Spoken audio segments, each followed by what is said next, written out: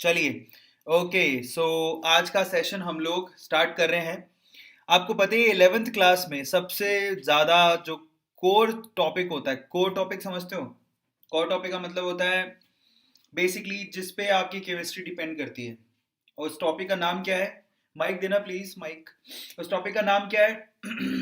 उस टॉपिक का नाम है पीरियोडिक प्रॉपर्टीज। और आज बर्थडे किसका है? एम एस धोनी, हमारे माही एम एस धोनी का, है ना? सो आज बर्थडे सेलिब्रेट कर रहे हैं हमारे एम एस धोनी का। और आज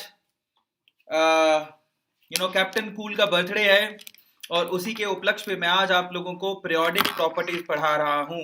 तो आप लोगों के एम एस धोनी और पीरियोडिक प्रॉपर्टीज का क्या लेना देना है? भाई लेना देना कुछ नहीं है। मेन बात यह है कि अगर आप लोगों को अगर आप लोगों को एम एस धोनी के जैसा बनना है तो ऑब्वियसली आपको क्या करना पड़ेगा? पढ़ाई करनी पड़ेगी। सही बात है, क्योंकि मेहनत करनी बहुत ज्यादा जरूरी है। मतलब एम एस धोनी जैसा क्रिकेटर नहीं, आई एम टॉकिंग अबाउट कि एम एस धोनी के जैसा सक्सेसफुल पर्सन अगर बनना है लाइफ में तो ऑब्वियसली आप लोगों को मेहनत करनी पड़ेगी। जो टारगेट आप लोगों ने अपने लिए चुना है, कौन सा टारगेट चुना है आप लोगों ने अपने लिए? आप लोगों ने अपने लिए चुना है कि आप बहुत अच्छे डॉक्टर बनोगे, नहीं, और एम्स में जाओगे, नहीं। सो अगर आप लोगों ने टारगेट चुना है तो ऑब्वियसली आप लोगों को उसके लिए बहुत ज्यादा मेहनत करनी है। जैसे कि एम एस धोनी ने इंडियन क्रिकेट टीम को लीड करने के लिए बहुत मेहनत की थी, सो उतनी ही मेहनत करके आप लोगों को भी आगे जाना है ना। सो क्या बात है, क्या बात है। आज लेजेंडरी एम एस धोनी का बर्थडे और सब लोग बर्थडे विश कर रहे हैं। तो एम एस धोनी साहब, अगर आप हमारा सेशन देख रहे हो, अगर आप अपनी बेटी के साथ हमारा सेशन देख रहे हो, पता नहीं बढ़िया। महेंद्र सिंह धोनी की बेटी का नाम क्या है जानते हो? जीवा। अगर आपको पता है कि नहीं पता मुझे मालूम नहीं, जीवा नाम है उसका। सो किस दिन वो भी साइंस लेगी और फिर अरविंद अरोड़ा के केमिस्ट्री वाले लेक्चर देखेगी, नहीं, वेदांतो नीट मेडिसी पे आएगी और नीट की तैयारी करेगी। और जीवा को भी हम डॉक्टर बनाएंगे। सही बात है। सो एम एस धोनी के नाम पर एक घूंट ले लेते हैं पानी का। चलो आज के सेशन को शुरू करते हैं। Thank you so much. Somebody saying lol कुछ भी। देखो, जिंदगी मजे का नाम है। मजे लो और मजे दो, आराम से जियो, खुशी से मुस्कुराते हुए, टेंशन मत लो। देखो, हंसाता कौन है? कभी कभार मेरे को ना ऐसा फील होता है कि मैं लोगों को हंसा के उनका टेंशन दूर करके या उनकी फ्रस्ट्रेशन को दूर करके, कई लोग मेरे नाम से अपनी फ्रस्ट्रेशन भी दूर करते हैं, तो मैं कितना पुण्य का काम करता हूँ, नहीं? हंसाता रहता हूँ, किसी की फ्रस्ट्रेशन दूर करता हूँ, है ना। कई लोग काफी कुछ लिख देते हैं मेरे नाम से। तो चलो, भगवान कैसे भी करके, उनका तो पुण्य हो रहा है, उनका तो फ्रस्ट्रेशन दूर ही हो रहा है। सो चलो आज फटाफट से शुरू करते हैं। आज के हमारे टॉपिक का नाम क्या है? Periodic properties. वन शॉट में खत्म करेंगे। और मैं आपको क्लियरली बता देता हूं कि अभी जो हमने टॉपिक लिया है पीरियोडिक प्रॉपर्टीज, बेसिकली जो टॉपिक है उसमें जितने भी हम लोगों ने सब टॉपिक लिए हैं वो सारे के सारे नीट के पॉइंट ऑफ व्यू से लिए। ठीक है, तो नीट का आपका जो सिलेबस है उसी के पॉइंट ऑफ व्यू से मैं आपको पढ़ाऊंगा। एक्स्ट्रा कुछ नहीं पढ़ाऊंगा, कोई फायदा नहीं है एक्स्ट्रा पढ़ने का, क्योंकि जितना सिलेबस में उतना ही पढ़े वो ज्यादा अच्छा है। तो चलिए आज के सेशन को फटाफट से शुरू करते हैं। Thank you so much for coming. Okay, किसके बिहाफ पर? M S Dhoni, happy birthday. Let's start the session then. धूम मचाएं, चलो फटाफट से धूम मचाते हैं। सो पीरियोडिक प्रॉपर्टीज, ये हमें आज एक ही शॉट में खत्म करना है। और मेरे वॉरियर्स आई थिंक तैयार होंगे एकदम अपनी स्वॉर्ड लेके। आपकी स्वॉर्ड क्या होती है? आपकी स्वॉर्ड होती है यस आपके कॉपी, आपकी पेन। आप फटाफट से कॉपी पेन लेके बैठ जाओ, क्योंकि जो जो इंपॉर्टेंट चीजें हैं उनको अपने को नोट डाउन करना है। आज का हमारा टॉपिक है पीरियोडिक प्रॉपर्टीज।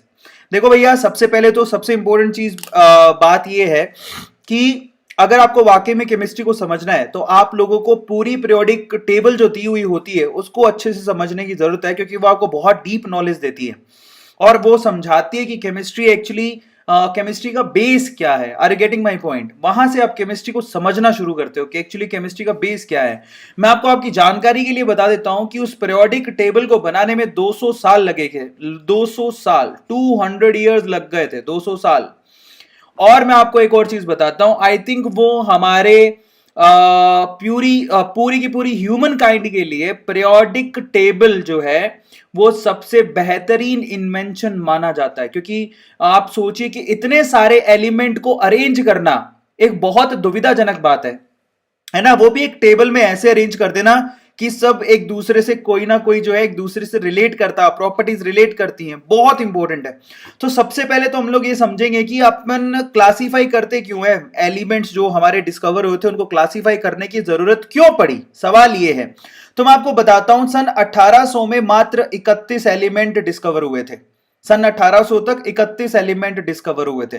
1865 तक 63 एलिमेंट डिस्कवर हो गए थे, और 2016 तक जो आप मॉडर्न पीरियोडिक टेबल देखते हो उसमें 118 एलिमेंट आप लोगों को पीरियोडिक टेबल में दिखाई देते हैं। होने को तो और भी हो गए हैं, लेकिन 118 एलिमेंट की पीरियोडिक टेबल आप लोग पढ़ते हो, समझ में आता है। अब देखो जरा सोचो कि 118 एलिमेंट को ऐसे देते, लो बेटा थाली में परोस के लड्डू के जैसे, तो आपको भी कुछ समझ में नहीं आता।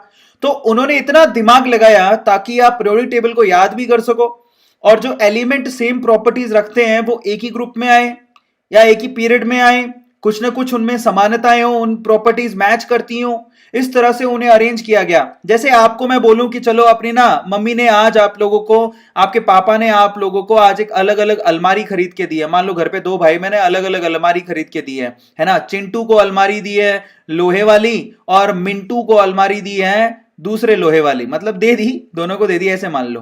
तो चिंटू और मिंटू दो भाई बहन है, उनको अलमारी दे दी।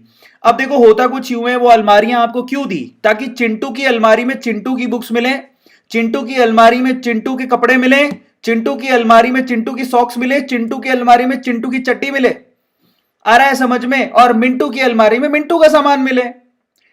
Are you getting my point. तो ये क्यों किया गया, और उसमें भी चिंटू और मिंटू को बोला गया कि तुम्हें जो सामान दिया गया है उसे तुम अलमारी में अपने हिसाब से लगा लो। तो सबने क्या किया, एक बॉक्स बनाया केमिस्ट्री का, एक बॉक्स बनाया फिजिक्स का, एक बॉक्स बनाया बायो का। उसमें केमिस्ट्री में केमिस्ट्री की बुक्स होंगी, फिजिक्स में फिजिक्स की बुक होंगी, बायो में बायो की बुक होंगी, नीचे वाले अलमीरा में कपड़े होंगे, सबसे नीचे वाले अलमीरा में वो चड्डियां सॉक्स और ये सब रखेगा। आ रहा है समझ में। तो ये सबसे नीचे वाले में रखेगा। तो उसने सिस्टम तय कर लिया ताकि अगली बार उसे कुछ ढूंढना नहीं पड़े जब इमरजेंसी होगी। तो इसको कहते हैं एक सिस्टमैटिकल अरेंजमेंट। कल को उसे सुबह मान लो कि 7:30 बजे स्कूल लगती है, और भाई साहब अपने उठे हैं 7:25 पे, तो कम से कम चड्डी तो बदलेगा। अब भागते हुए उसको अलमारी में अगर चड्डी नहीं मिली उसकी, तो बदलेगा कैसे। तो इसीलिए उसने सारे इंतजाम पहले से करके रख दिए। So this is called systematical arrangement, जिससे आपका क्या होता है, सिस्टमैटिकल अरेंजमेंट अगर आप करते हो तो चीजें ढूंढनी आसान हो जाती हैं। सो इसी वजह से हमने क्या किया, इन सारे पीरियोडिक एलिमेंट्स को उनकी पीरियोडिक प्रॉपर्टीज के हिसाब से अरेंज किया। इनमें अरेंज करने में बहुत लोगों का नाम आता है, लेकिन सबसे ऊपर नाम आता है दिमित्री मेंडलीव का। याद है दिमित्री मेंडलीव का। लेकिन दिमित्री मेंडलीव ने जो मेहनत की थी वो एटॉमिक मास के हिसाब से अरेंज करके करी थी। एक्चुअली उसने जो क्राइटेरिया लिया था वो एटॉमिक मास लिया था, जो कि आगे चल के गलत हो गया। बट ऑलमोस्ट 70% दिमित्री मेंडलीव की पीरियोडिक टेबल को हम लोग काम लेते हैं मॉडर्न पीरियोडिक टेबल बनाने में। मोजले ने लिया था दिमित्री मेंडलीव की पीरियोडिक टेबल को काम। इस चीज को समझ में आया। तो दिमित्री मेंडलीव को हम लोग फादर ऑफ पीरियोडिक टेबल बोलते हैं। ये बहुत इंपॉर्टेंट है, ठीक है। अब हम चलते हैं आगे। अब हम बात करेंगे यहां पर जो मॉडर्न पीरियोडिक टेबल है बेसिकली वो एटॉमिक नंबर के बिहाफ पे ली गई, वो कैसे आया। जबकि दिमित्री मेंडलीव ने एटॉमिक मास को अपना हथियार बनाया था। एटॉमिक मास को दिमित्री मेंडलीव ने हथियार बनाया था। एटॉमिक मास के हिसाब से उसने अरेंज किया था। सबसे हल्के वाले को उसने पहले रखा था, फिर भारी वाले को रखा था। आपके स्कूल में भी अटेंडेंस रजिस्टर में एंट्री कैसे होती है, ए नाम वाला पहले आता है, फिर बी नाम वाला है, फिर सी नाम वाला आता है ना। आपको प्रेयर में कैसे बिठाया जाता है, सबसे चिंटू मिंटू छोटे छोटों को आगे बिठाया जाता है, जो लंबे लंबे हैं हाथी के जैसे, अमिताभ बच्चन के जैसे, उनको पीछे बिठाया जाता है। सिस्टम बनाना जरूरी है। तो सेम सिस्टम यहां पर भी सेट किया गया। अब एटॉमिक मास के हिसाब से दिमित्री मेंडलीव ने लिया था, लेकिन बाद में जो मोजले था, मोजले ने क्या किया, बोला कि मास के हिसाब से नहीं हो सकता, एटॉमिक नंबर बांटने पड़ेंगे। और मैं आपको बता देता हूं कि atomic number is a kind of roll number. आपकी क्लास में आपको रोल नंबर दिए जाते हैं, बोले roll number 1, roll number 2, roll number 3, ऐसे ही एलिमेंट को एटॉमिक नंबर दिए गए। अब एटॉमिक नंबर किस बिहाफ पे दिए गए, ये भी सवाल है। जैसे स्कूल में किस बिहाफ पे देते हैं, जो सबसे पहले एडमिशन लेता है उसको रोल नंबर 1, या फिर ए नाम का होता है उसको रोल नंबर 1 देते हैं, या सबसे छोटा होता है उसको रोल नंबर 1 दे देते हैं। ऐसे ही कुछ करते हैं, है ना। अल्फाबेटिकली भी रोल नंबर देते हैं। तो यहां पर एटॉमिक नंबर का देने का क्राइटेरिया क्या था, तो वो मैं आपको समझाता हूं। एक्चुअली मोजले ने क्या किया, हेनरी मोजले नाम था उसका, उसने क्या किया, एक्सरे स्पेक्ट्रोमीटर से एक्सपेरिमेंट किया। एक्सरे स्पेक्ट्रोमीटर से उसने एक एक्सपेरिमेंट किया। उसने क्या किया, हर एक एलिमेंट को वो लेता था और उस पे कोई ना कोई इलेक्ट्रोमैग्नेटिक वेव को वो टकराता था, जिससे एक अलग एक्सरे बाहर निकलती थी। और उस एक्सरे की वो क्या करता था, उस एक्सरे की वेवलेंथ को वो कैलकुलेट करता था। ध्यान से समझना, वेवलेंथ से आप वेव नंबर आसानी से निकाल सकते हो। तो बेसिकली इस तरह से उसने सारी जितने भी एलिमेंट थे, अलग अलग एलिमेंट के रिस्पेक्टिव एक्सरे को निकाला, उस एक्सरे की वेवलेंथ को कैलकुलेट किया। और अपन पढ़ चुके हैं एटॉमिक स्ट्रक्चर के अंदर की वेवलेंथ पता होता है, वेव नंबर भी निकाल सकते हो। तो उसने ये पाया बेसिकली। और ऐसे करके क्या हुआ, मान लो कि किसी की जो वेवलेंथ है वो आई 100, किसी की वेवलेंथ आई 101, किसी की वेवलेंथ आई 102, किसी की वेवलेंथ आई 104। तो वेवलेंथ के हिसाब से जो एक्सरे की वेवलेंथ आई उसके हिसाब से उसने क्या किया, सबको अरेंज कर दिया। समझ में आया। और उसने ये पाया कि जो वेव नंबर का अंडर रूट होता है और जो उसने सबको अरेंज किया था वो एक स्ट्रेट लाइन था। इसके बिहाफ पे, मतलब समझो हीलियम, अच्छा हाइड्रोजन यहां पर आ रहा है तो हीलियम के रिस्पेक्ट में ये ग्राफ यहां पर है, लिथियम के रिस्पेक्ट में ग्राफ यहां पर है, बरीलियम के रिस्पेक्ट में ग्राफ यहां पर है, बोरॉन के रिस्पेक्ट में पॉइंट ये है। इस तरह से आगे बढ़ता गया और वो एक स्ट्रेट लाइन आ रही थी, जो एक बहुत बड़ा सक्सेस बना। और बाद में उसको ये क्लैरिटी आ गई, कि there is a relationship between the frequency and जो भी फ्रीक्वेंसी निकल रही थी, जो भी वेवलेंथ निकल रही थी और जो भी एटॉमिक नंबर है, उन दोनों के बीच में कोई रिलेशन है। फाइनली उसने क्या किया, सबको उसने हर एक एलिमेंट को एटॉमिक नंबर बांट दिया।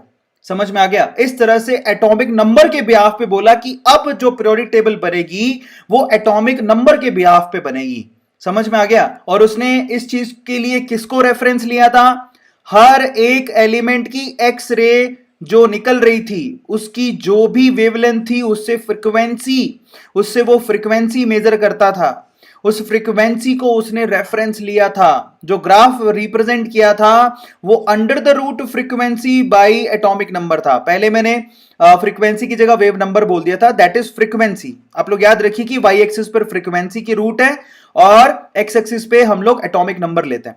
तो इस तरह से उसने, मोजले ने ग्राफ बनाया और फाइनली उसने कहा कि भैया सीधी सी बात है, अब की बार जो भी सरकार बनेगी या फिर जो भी हम लोग पीरियोडिक टेबल बनाएंगे वो एटॉमिक नंबर के बिहाफ पे होगी। सिंपल है, सबको समझ में आया। सो फाइनली उसने यहां पर एटॉमिक मास ना लेते हुए एटॉमिक नंबर को अपना रेफरेंस बनाया और पूरी पीरियोडिक टेबल को उसने बना के दिया। मोजले इज द पर्सन जिसकी वजह से आप मॉडर्न पीरियोडिक टेबल को पढ़ते हो और उसी के बिहाफ पे आप मॉडर्न लॉ भी देते हो। The periodic table is arranged, yes, atomic number के बिहाफ पे अरेंज की गई जो मॉडर्न पीरियोडिक टेबल है। इसमें हॉरिजॉन्टल रोज को हम लोग क्या बोलते हैं, पीरियड्स, जो कि कितने होते हैं, टोटल 7। वर्टिकल रोज को क्या बोलते हैं यहां पर, ग्रुप्स, जो कितने होते हैं, 18। ये तो आपको पता होगा कि एटॉमिक नंबर के बिहाफ पे इनको डिवाइड किया गया। 7 इसमें रोज होती हैं, 18 इसमें कॉलम होते हैं। रोज को हम पीरियड बोलते हैं, कॉलम्स को हम लोग ग्रुप्स बोलते हैं। Are you getting my point. तो यहां से आप लोगों को अपनी पीरियोडिक टेबल याद करनी होती है।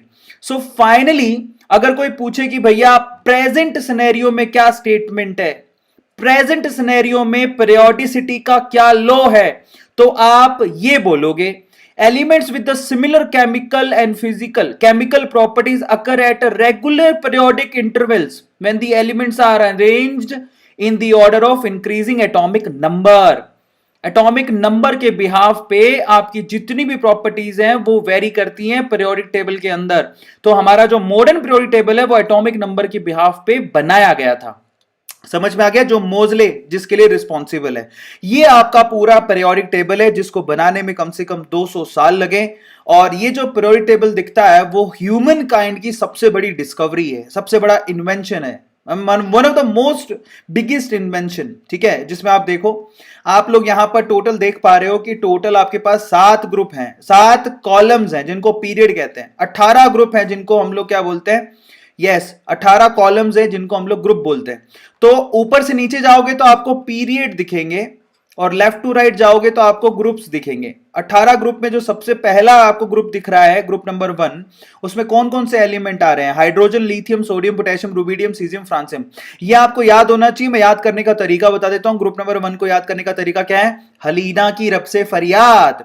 ग्रुप नंबर 2 को याद करने का तरीका क्या है?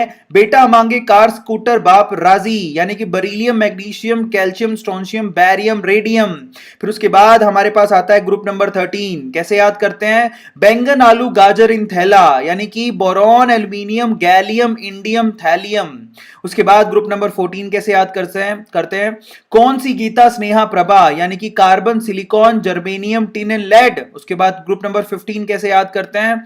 नापी ऐसे सबके बीच, आई एम टॉकिंग अबाउट पानी, nitrogen, phosphorus, arsenic, antimony, bismuth. उसके बाद ग्रुप नंबर 16 कैसे याद करते हैं? ओ स्टाइल से टीपो, oxygen, sulphur, selenium, tellurium, polonium. Group number 17 कैसे याद करते हैं? दैट इज फिर कल बाहर आई आंटी, that is fluorine, chlorine, bromine, iodine, astatine. और ग्रुप नंबर 18 कैसे याद करते हैं? ग्रुप नंबर 18 याद करते हैं हीना, नीना और करीना का एक्सरे रंगीन। हीना, नीना और करीना का एक्सरे रंगीन, यानी कि helium, neon, organ, krypton, xenon, radon. इस तरह से इनको याद किया जाता है। ये आपके ग्रुप नंबर 18 हो गया। और उसके बाद आपका देखो, आपको लेफ्ट टू राइट भी डी ब्लॉक को याद करना पड़ता है, जो आपको याद होना चाहिए। जैसे कि डी ब्लॉक, बेसिकली आपका जो डी ब्लॉक है उसके एलिमेंट पीरियड नंबर 4 से शुरू होते हैं। वो है शक्ति वक्रमन। जो पहला वाला पीरियड है वो ये है, शक्ति वक्रमन, फीको निकुजन, यानी कि स्कैंडियम। इसको आप लेफ्ट टू राइट याद करो। Scandium, titanium, vanadium, chromium, manganese, iron, cobalt, nickel, copper, zinc. इसको ऐसे याद करने का। उसके बाद उसके नीचे वाली रो कैसे याद करोगे? उसके नीचे वाली जस्ट रो को देखो, मैं यहां से हट जाता हूं। अगर उसके नीचे वाली रो को देखोगे तो वो होगी दैट इज वाई जर्नब मुंह तक रियो रे। देखो, वाई जर्नब मुंह तक रियो रे। पड एजीसीडी, यानी कि yttrium, zirconium, niobium, molybdenum, technetium, ruthenium, rhodium, platinum, sorry palladium, silver, cadmium. याद रखना है आप लोगों को। ये होना है, कोई लड़का है जर्नब, उसको पूछ रहा है वाई जर्नब मुंह तक रियो रे, पड एजीसीडी। उसके बाद जो हमारे पास नेक्स्ट जो पीरियड है वो कैसे याद करोगे? वो ये वाला है, ला हफ्ता डब्ल्यू रे। मतलब यहां से आपका एफ ब्लॉक शुरू हो जाता है। जो आपकी लेंथेनम है बेसिकली वो एफ ब्लॉक का एलिमेंट है। उसके बाद देखो, ला हफ्ता डब्ल्यू रे, osmium, iridium, platinum, gold and mercury. ये आपको ऐसे याद करने हैं। तो अगर आप इतना भी याद कर लेते हो that is more than enough. आपको इसके अलावा कुछ याद करने की जरूरत नहीं है। सबको क्लियर हो गया? तो आप लोग देखो, ऊपर से नीचे तक आप लोग याद करो। किसको याद करोगे? ऊपर से नीचे तक तो आपको याद करना है हमारे ये वाले एलिमेंट जो हैं, ग्रुप वाले, ग्रुप नंबर 1, 2, 13, 14, 15, 16, 17, 18, उसको ऊपर से नीचे याद करना है। दाएं से बाएं किसको याद करोगे? डी ब्लॉक की पीरियड नंबर 4, 5, 6। बस इतना बहुत है। अगर आपने इतना याद कर लिया that is more than enough. अब मैं आपको कुछ और प्रॉपर्टीज बताता हूं। मेरी बात को ध्यान से सुनना और सब लोग अपनी कॉपी के अंदर लिख लो। ये जो पीरियोडिक टेबल दिखती है उसमें जो ग्रुप नंबर 1 है उसको बोलते हैं एल्कली मेटल। प्लीज आप याद कर लो, इस पे सवाल आते हैं। दूसरे वाले को बोलते हैं एल्कलाइन अर्थ मेटल। क्या बोलते हैं? Alkaline earth metal. फिर उसके बाद ग्रुप नंबर 16 को बोलते हैं चेल्कोजन। क्या बोलते हैं? चेल्कोजन। ठीक है। उसके बाद ग्रुप नंबर 17 को बोलते हैं हेलोजन। क्या बोलते हैं? हेलोजन। उसके बाद ग्रुप नंबर 18 को क्या बोलते हैं? Noble gases. क्या बोलते हैं? Noble gases. उसके बाद डी ब्लॉक को क्या बोलते हैं? डी ब्लॉक कहा जाता है ट्रांजिशन एलिमेंट्स। क्या कहा जाता है? Transition element. एफ ब्लॉक के एलिमेंट को क्या कहते हैं? Inner transition element. उसके अलावा जो ग्रुप नंबर 11 दिख रहा है, कौन सा वाला? कॉपर, सिल्वर, गोल्ड, इनको बोलते हैं हम लोग coinage metal. Coin age metal. ठीक है। उसके बाद ये जो यूरेनियम के बाद दिख रहा है, ठीक है, यूरेनियम के बाद जो एलिमेंट दिख रहे हैं उनको बोलते हैं ट्रांस यूरेनिक। क्या बोलते हैं? Transuranic. तो आप लोग ये याद कर लो, group number 1 alkali metal, group number 2 alkaline earth metal. उसके बाद ग्रुप नंबर 3 से लेके ग्रुप नंबर 12 तक ट्रांजिशन मेटल। 13 को boron family, 14 carbon family, 15 pnictogen family. ये भी नोट डाउन कर लो, निकटोजन फैमिली, निकटोजन, पी लगता आगे, निकटोजन फैमिली। 16 को चेल्कोजन, 17 को हेलोजन। उसके बाद नोबल गैस। ठीक है। ये जो ग्रुप नंबर 11 दिख रहा है उसको कोइनेज मेटल कहते हैं, ठीक है। और उसके बाद ग्रुप नंबर 12 भी बहुत इंटरेस्टिंग है। ग्रुप नंबर 12 को क्या बोलते हैं हम लोग? ग्रुप नंबर 12 को बोलते हैं स्यूडो ट्रांजिशन एलिमेंट। लिख लो, ग्रुप नंबर 12 को बोलते हैं स्यूडो ट्रांजिशन एलिमेंट। क्या बोलते हैं? Pseudo transition element. याद रखोगे, ये जो आपको बैंगनी कलर में, पर्पल कलर में दिख रहे हैं वो मेटलोइड्स हैं। मेटलोइड्स कौन कौन से हैं जरा आप इस पे भी गौर कर लो। मेटलोइड्स हमारे पास बोरॉन, सिलिकॉन, जर्मेनियम, आर्सेनिक, ये एंटीमनी, उसके बाद टेलूरियम, सॉरी ये silicon, germanium, arsenic, antimony, tellurium and polonium. ये जो आपको बैंगनी रंग में दिख रहे हैं, जो आपके पर्पल कलर में दिख रहे हैं, वो सारे के सारे क्या है हमारे पास? मेटलोइड्स हैं, यानी कि सेमी मेटल्स हैं।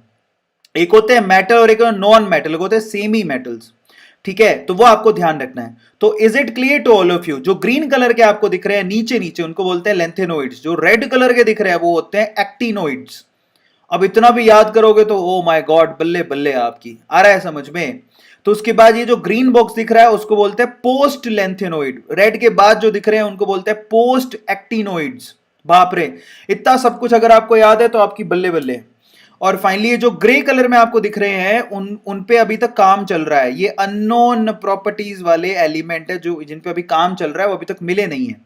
तो ये पीरियोडिक टेबल अपने आप में आपको बहुत कुछ कहती है। Are you getting my point? और अगर आपको ये सब चीजें याद है तो आपकी बल्ले बल्ले है। चलिए अब हम और आगे चलते हैं।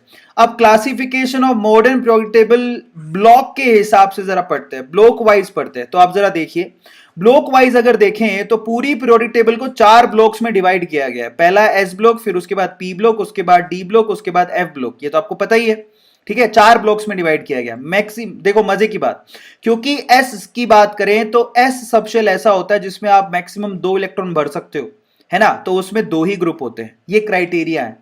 पी के अंदर आप टोटल मैक्सिमम 6 इलेक्ट्रॉन भर सकते हो, है ना। तो उसमें मैक्सिमम 6 इलेक्ट्रॉन भरने की वजह से उसमें मात्र आपको 6 ग्रुप मिलेंगे।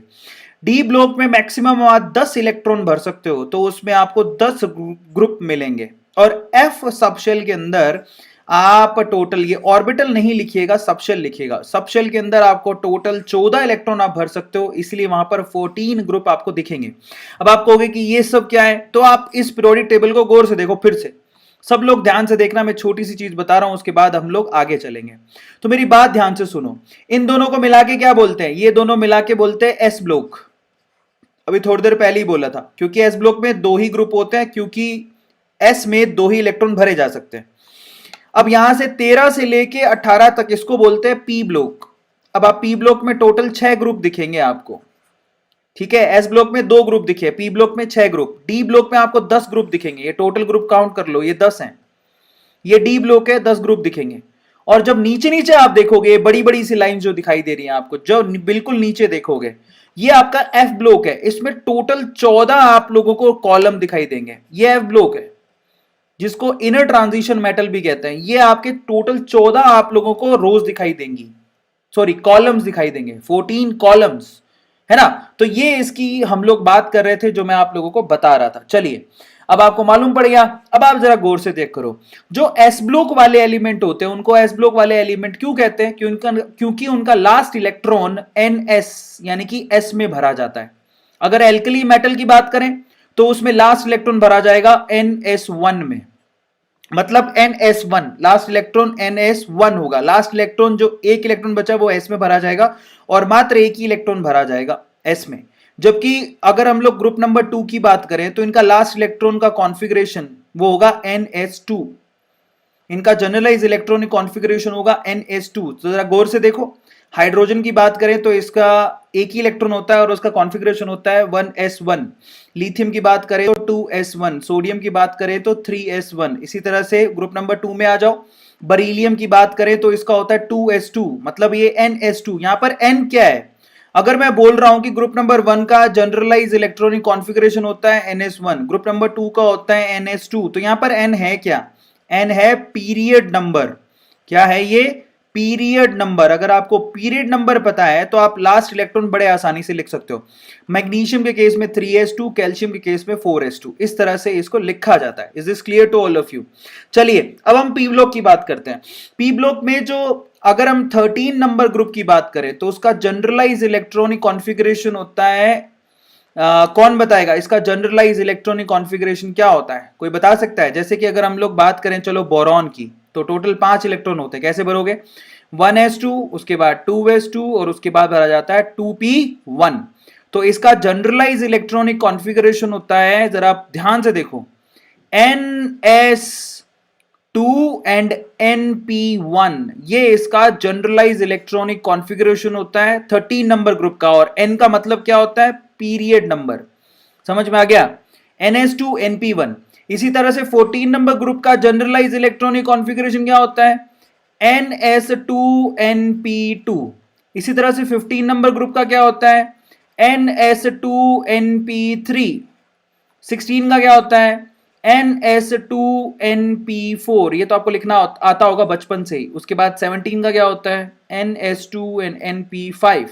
और 18 का क्या होता है? ns2 np6। ये इस तरह से भरे जाते हैं। सबको समझ में आ गया?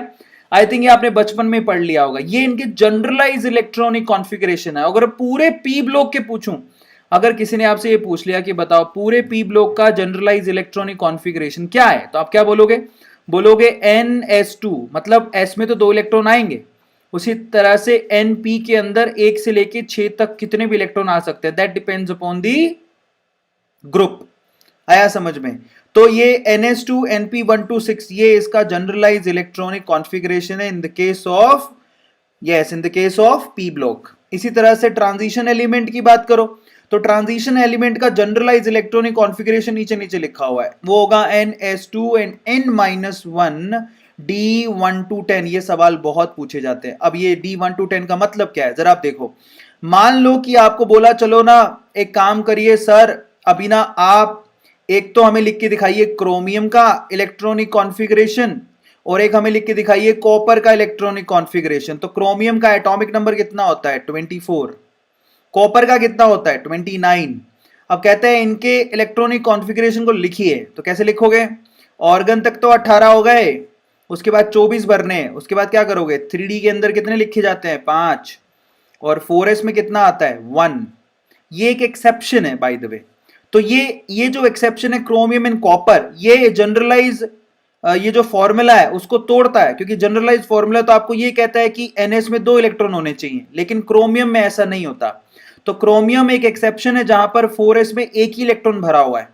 समझ में आ रहा है? ns, n क्या है यहां पर? आखिरी इलेक्ट्रॉन का ये जो n है बेसिकली आखिरी इलेक्ट्रॉन कौन से शेल में भरा गया, ये वो है। आया समझ में?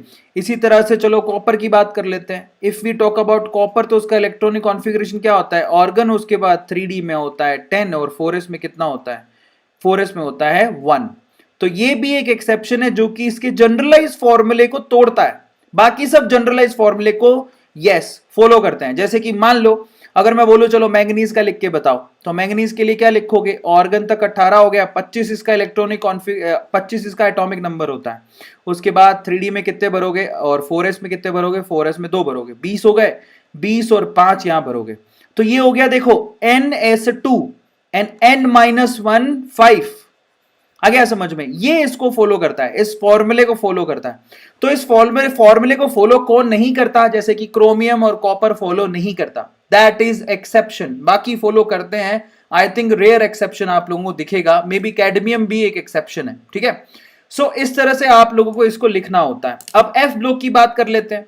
सब लोग एफ ब्लॉक का जनरलाइज फॉर्मूला जरूर याद रखना, क्योंकि सवाल बहुत पूछा जाता है कि एफ ब्लॉक का जनरलाइज इलेक्ट्रॉनिक कॉन्फ़िगरेशन क्या है। तो वो जनरलाइज इलेक्ट्रॉनिक कॉन्फ़िगरेशन है n-2 f1 to 14, मतलब f में आप 14 तक इलेक्ट्रॉन भर सकते हो।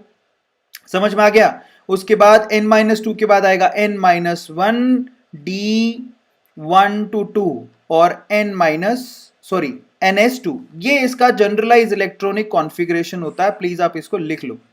ठीक है, 0 से 2 होता है, कभी कभार d में 0 भी आ जाते हैं। तो ये होता है भाई n-2 f के अंदर 14 इलेक्ट्रॉन, n-1 d के अंदर 0 से लेके 2 इलेक्ट्रॉन और ns2 s के अंदर 2 इलेक्ट्रॉन। इस तरह से इनके जनरलाइज इलेक्ट्रॉनिक कॉन्फ़िगरेशन को लिखा जाता है, जो कि बहुत इंपॉर्टेंट है। चलिए अब हम आगे चलते हैं। आगे मूव करने से पहले अपन थोड़े से इंपॉर्टेंट कॉन्सेप्ट्स को पढ़ लेते हैं। सबसे पहले अपना आता है स्क्रीनिंग और शील्डिंग इफेक्ट। इसको जरा पढ़ें कि क्या होता है स्क्रीनिंग इफेक्ट और शील्डिंग इफेक्ट क्या होता है, ठीक है, क्योंकि इसी के बिहाफ पर आपको आगे वाली चीजें समझ में आएंगी। तो सबसे पहले तो मैं आपको बताता हूं स्क्रीनिंग और शील्डिंग क्या होता है। तो मैं देखो बहुत सिंपल तरीके से समझाऊंगा। आप जरा समझिए कि ये हमारे पास न्यूक्लियस है, ठीक है। न्यूक्लियस, ये न्यूक्लियस का मतलब ये हो गया कि इसमें प्रोटॉन रहते हैं। प्रोटॉन का मतलब इलेक्ट्रॉन के पापा, आ गया समझ में। ये आपका फर्स्ट सब शेल है और ये आपका मान लेते हैं सेकंड शेल है, ये आपका थर्ड शेल है। अब आप खुद से सोचो कि जो प्रोटॉन है, अगर कोई इलेक्ट्रॉन पहले शेल में है उससे वो अट्रैक्शन ज्यादा शो करेगा, जो सबसे पास है उसको अट्रैक्शन ज्यादा शो करेगा। लेकिन कोई दूसरे शेल में इलेक्ट्रॉन है तो उसके पास इसकी पावर इतनी नहीं पहुंच पाएगी। क्यों?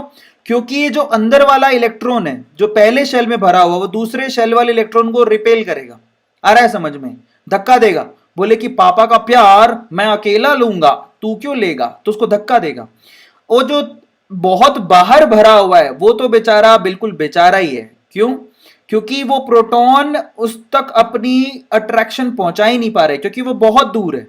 ऊपर से क्या है, अंदर वाले जो इलेक्ट्रॉन है बेसिकली उसको रिपेल कर रहे हैं। Are you getting my point? तो इसी को बोलते हैं स्क्रीनिंग इफेक्ट। स्क्रीनिंग इफेक्ट का मतलब होता है कि जो बाहर वाला इलेक्ट्रॉन है वो रिपल्शन फील करता है अंदर वाले इलेक्ट्रॉन की वजह से, जिसकी वजह से प्रोटॉन का प्यार या अट्रैक्शन पूरा बाहर वाले इलेक्ट्रॉन तक नहीं पहुंच पाता। इस चीज को समझने के लिए सिंपल डायग्रामेटिकली यू भी समझ सकते हो कि जो अंदर वाले इलेक्ट्रॉन है, बेसिकली अंदर के सबशेल के जो इलेक्ट्रॉन है वो बाहर वाले इलेक्ट्रॉन को रिपेल करते हैं, और रिपल्शन की वजह से ये न्यूक्लियस जो है बेसिकली वो बाहर वाले इलेक्ट्रॉन को अपनी तरफ अट्रैक्ट उतनी तेजी से नहीं कर पाता जितने कि अंदर वाले इलेक्ट्रॉन को कर पाता है। That's very straight forward. अगर सबको समझ में भी आ गया होगा इसका मतलब क्या होता है। इसी को बोलते हैं स्क्रीनिंग या फिर शील्डिंग इफेक्ट। मतलब न्यूक्लियस के प्यार को अंदर वाले इलेक्ट्रॉन स्क्रीन कर रहे हैं या फिर शील्ड कर रहे हैं और बाहर वाले इलेक्ट्रॉन तक पहुंचने नहीं दे रहे। समझ में आ रहा है? बाहर वाले इलेक्ट्रॉन तक पहुंचने ही नहीं दे रहे। इसी को बोलते हैं स्क्रीनिंग या फिर शील्डिंग इफेक्ट। यह आप लोगों को ध्यान रखना है। अब मैं आपको थोड़ी सी और चीज बताता हूं। एक्चुअली आप लोग अगर देखोगे तो टोटल अगर आप चार्ज देखो, अब यहां पर थोड़े से फॉर्मूले की बात कर लेते हैं। एक्चुअली क्या होता है, अगर आप देखोगे कि कोई न्यूक्लियस लास्ट इलेक्ट्रॉन तक अपनी कितनी अट्रैक्शन पहुंचा रहा है, वो किस पे डिपेंड करेगा, उसका एक्चुअल फॉर्मूला क्या होगा जरा आप चेक करो। अब आप क्या करते हो, देखो टोटल न्यूक्लियस चार्ज कैलकुलेट करो। Total nucleus charge yes atomic number के बराबर है। आपको भी पता है यार, जो एटॉमिक नंबर होता है उतने नंबर ऑफ प्रोटॉन होते हैं। अगर एटॉमिक नंबर मान लो कितना है, सोडियम का कितना होता है 11, तो नंबर ऑफ प्रोटॉन भी कितने होंगे 11। आ गया समझ में? और हम लोग सोचते हैं कि ये जो प्रोटॉन है, ये प्रोटॉन का इतना 11 प्रोटॉन का पूरा अफेक्शन आखिरी इलेक्ट्रॉन तक पहुंच रहा है, तो ये गलत है, ऐसा नहीं होता। और एक्चुअली जो इफेक्टिव न्यूक्लियस चार्ज है जिसको Z स्टार बोलते हैं, वो कितना होता है, that is Z minus sigma. मतलब ये Z क्या है, ये है एटॉमिक नंबर, उसमें से सिग्मा को माइनस कर रहे हो, यानी कि स्क्रीनिंग कांस्टेंट को माइनस कर देते हो आप, कि कितना स्क्रीनिंग हो रही है। समझो भाई 11 भले ही यहां पर 11 प्रोटॉन होंगे, लेकिन 11 प्रोटॉन का पूरा प्यार आखिरी इलेक्ट्रॉन तक नहीं पहुंच रहा, तो फिर कितना पहुंच रहा है, उसमें से आप स्क्रीनिंग इफेक्ट को माइनस कर दोगे। इसी को स्क्रीनिंग कांस्टेंट भी कहते हैं। सबको समझ में आया? चलिए अब मैं आपको थोड़े से और चीजें बताता हूं। जो स्क्रीनिंग इफेक्ट होता है बहुत सारे फैक्टर पे डिपेंड करता है। पहला, number of inner shell electrons, अंदर कितने इलेक्ट्रॉन भरे हुए हैं। जितने ज्यादा इलेक्ट्रॉन होंगे बेसिकली स्क्रीनिंग इफेक्ट उतना ही ज्यादा होना चाहिए। पहली चीज तो ये होगा। इनर इलेक्ट्रॉन कितने, जितने ज्यादा इनर इलेक्ट्रॉन होंगे आपकी स्क्रीनिंग इफेक्ट उतनी ज्यादा होगी। दूसरा, शेप ऑफ ऑर्बिटल। मैं आपको बता देता हूं कि एस ऑर्बिटल की स्क्रीनिंग सबसे ज्यादा होती है, ठीक है, तो आप लोग नोट डाउन कर लो, क्योंकि एस सबशेल बेसिकली न्यूक्लियस के सबसे पास होता है। उसके बाद होता है पी सबशेल। पी सबशेल की जो स्क्रीनिंग होती है वो पुअर होती है as compare to S. D और एफ की तो और भी गंदी होती है। मतलब अगर मैं कहूं कि डी और एफ के अंदर जो इलेक्ट्रॉन होते हैं उनकी स्क्रीनिंग अच्छी नहीं होती। समझ में आ गया? क्योंकि वो न्यूक्लियस के पास नहीं होते और ज्यादा डिफ्यूज्ड भी होते हैं। मतलब आप देखो कि एस बहुत ही ज्यादा कॉन्सेंट्रेटेड है, लेकिन पी देखोगे तो डंबल शेप है, ये डिफ्यूज्ड है। डी तो और भी डिफ्यूज्ड है और एफ तो हद ही डिफ्यूज्ड है। इस वजह से वो इतना ज्यादा स्क्रीनिंग नहीं कर पाते। अगर कोई सवाल पूछे कि सबसे ज्यादा स्क्रीनिंग किन इलेक्ट्रॉन्स की होती है, तो वो एस में भरे हुए इलेक्ट्रॉन्स की होती है। अगर एस में 2 इलेक्ट्रॉन भरे हुए हैं तो वो जबरदस्त स्क्रीनिंग दिखाते हैं, मतलब जबरदस्त पुशिंग करते हैं। ठीक है। अब अगर स्क्रीनिंग इफेक्ट की बात करें तो एस की सबसे ज्यादा होती है। और आप लोग याद रखो, स्क्रीनिंग इफेक्ट जो होता है ऊपर से नीचे जाने पर बढ़ता है। ये बहुत इंपॉर्टेंट है, क्योंकि यहां पर शेल बढ़ रहा है और अंदर इलेक्ट्रॉन भी बढ़ रहे हैं। ऊपर से नीचे जाने पर स्क्रीनिंग इफेक्ट बढ़ता है, दाएं से बाएं जाने पर स्क्रीनिंग इफेक्ट घटता है। ये आप नोट डाउन करिए, बहुत इंपॉर्टेंट कॉन्सेप्ट है।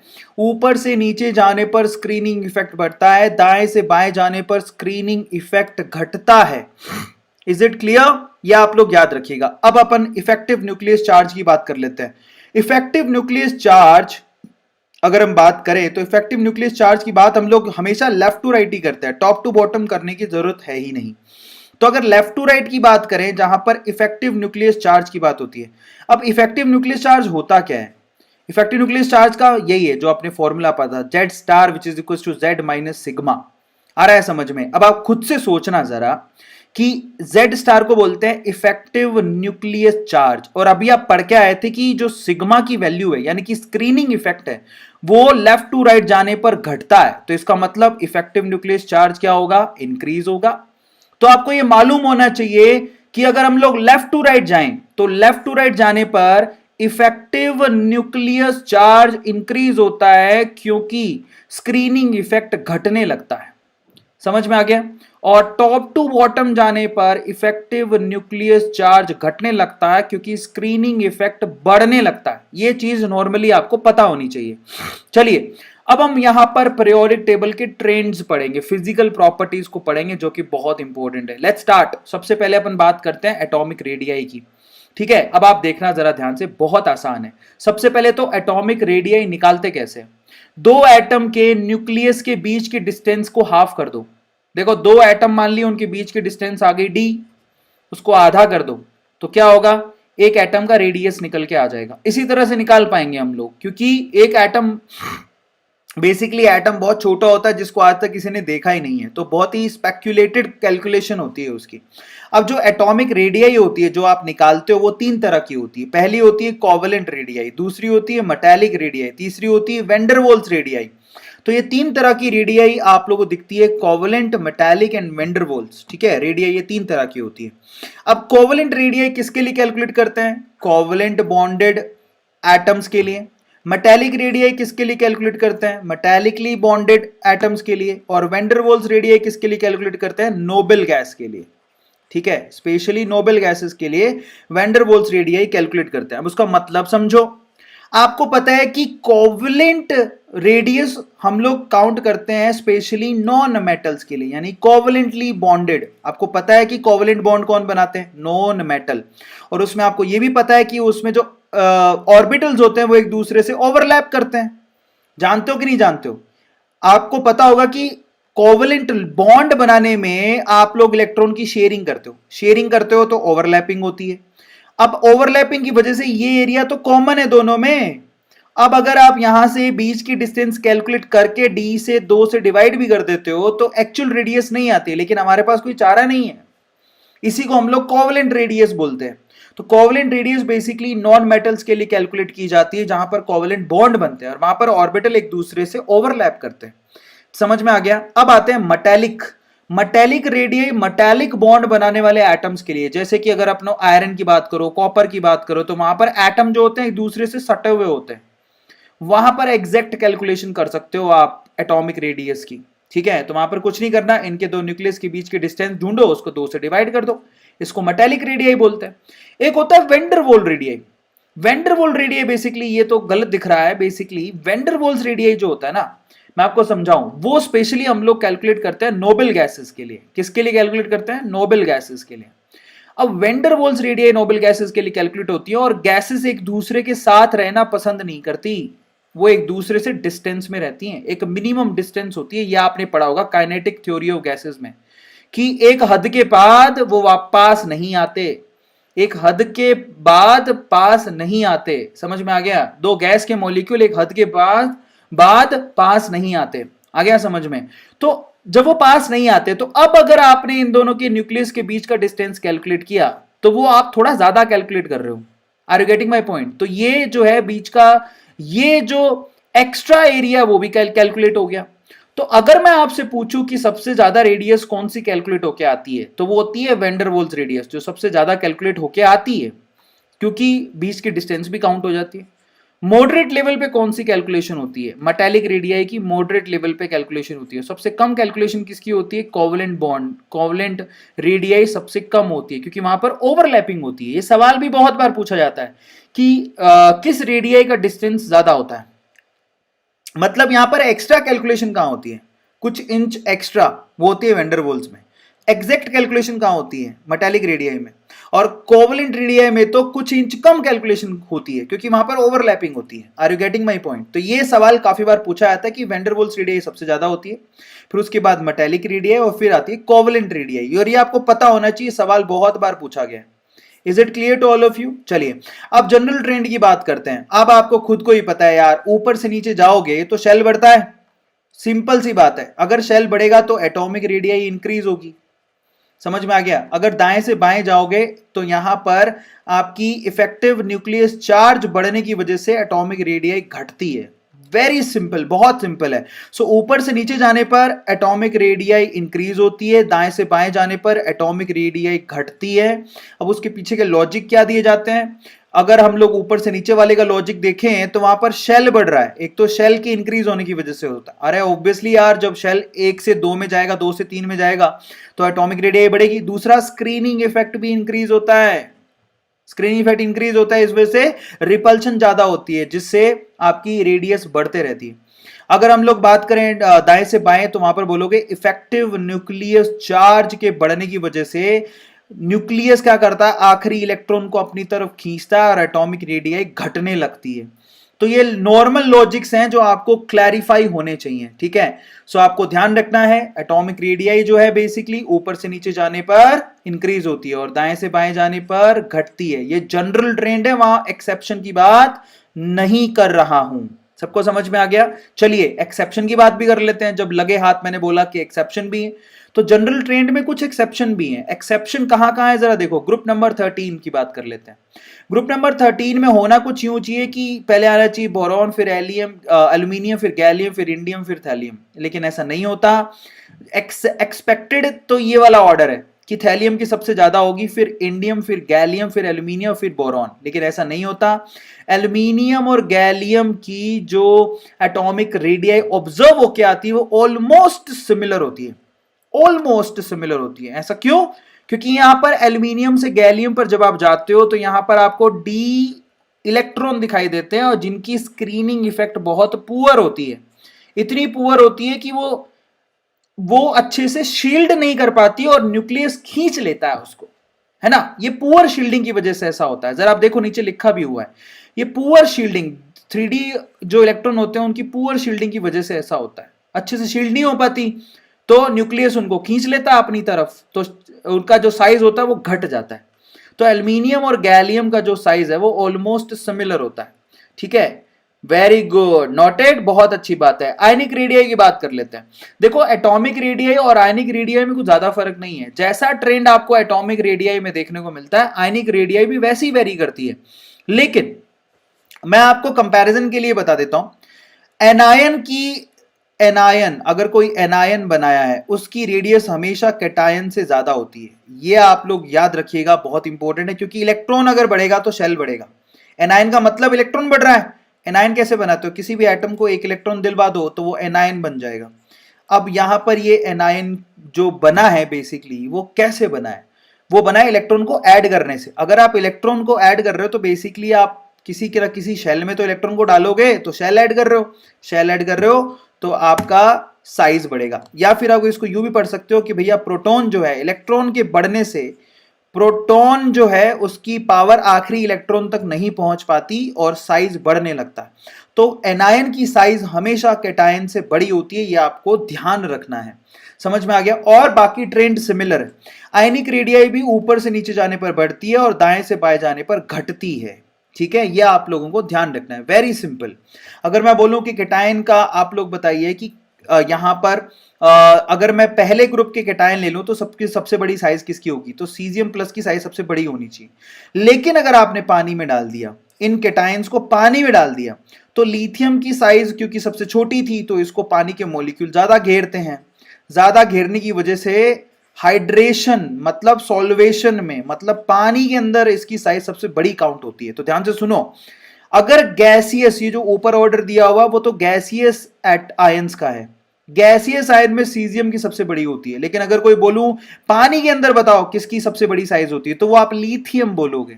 याद रखना, लिथियम की साइज सबसे छोटी थी, जिसकी वजह से वाटर के मॉलिक्यूल इतना ज्यादा घेर लेते हैं उसको, साइज बड़ी बना देते हैं, उसको मोटा ताजा तंदुरुस्त कर देते हैं।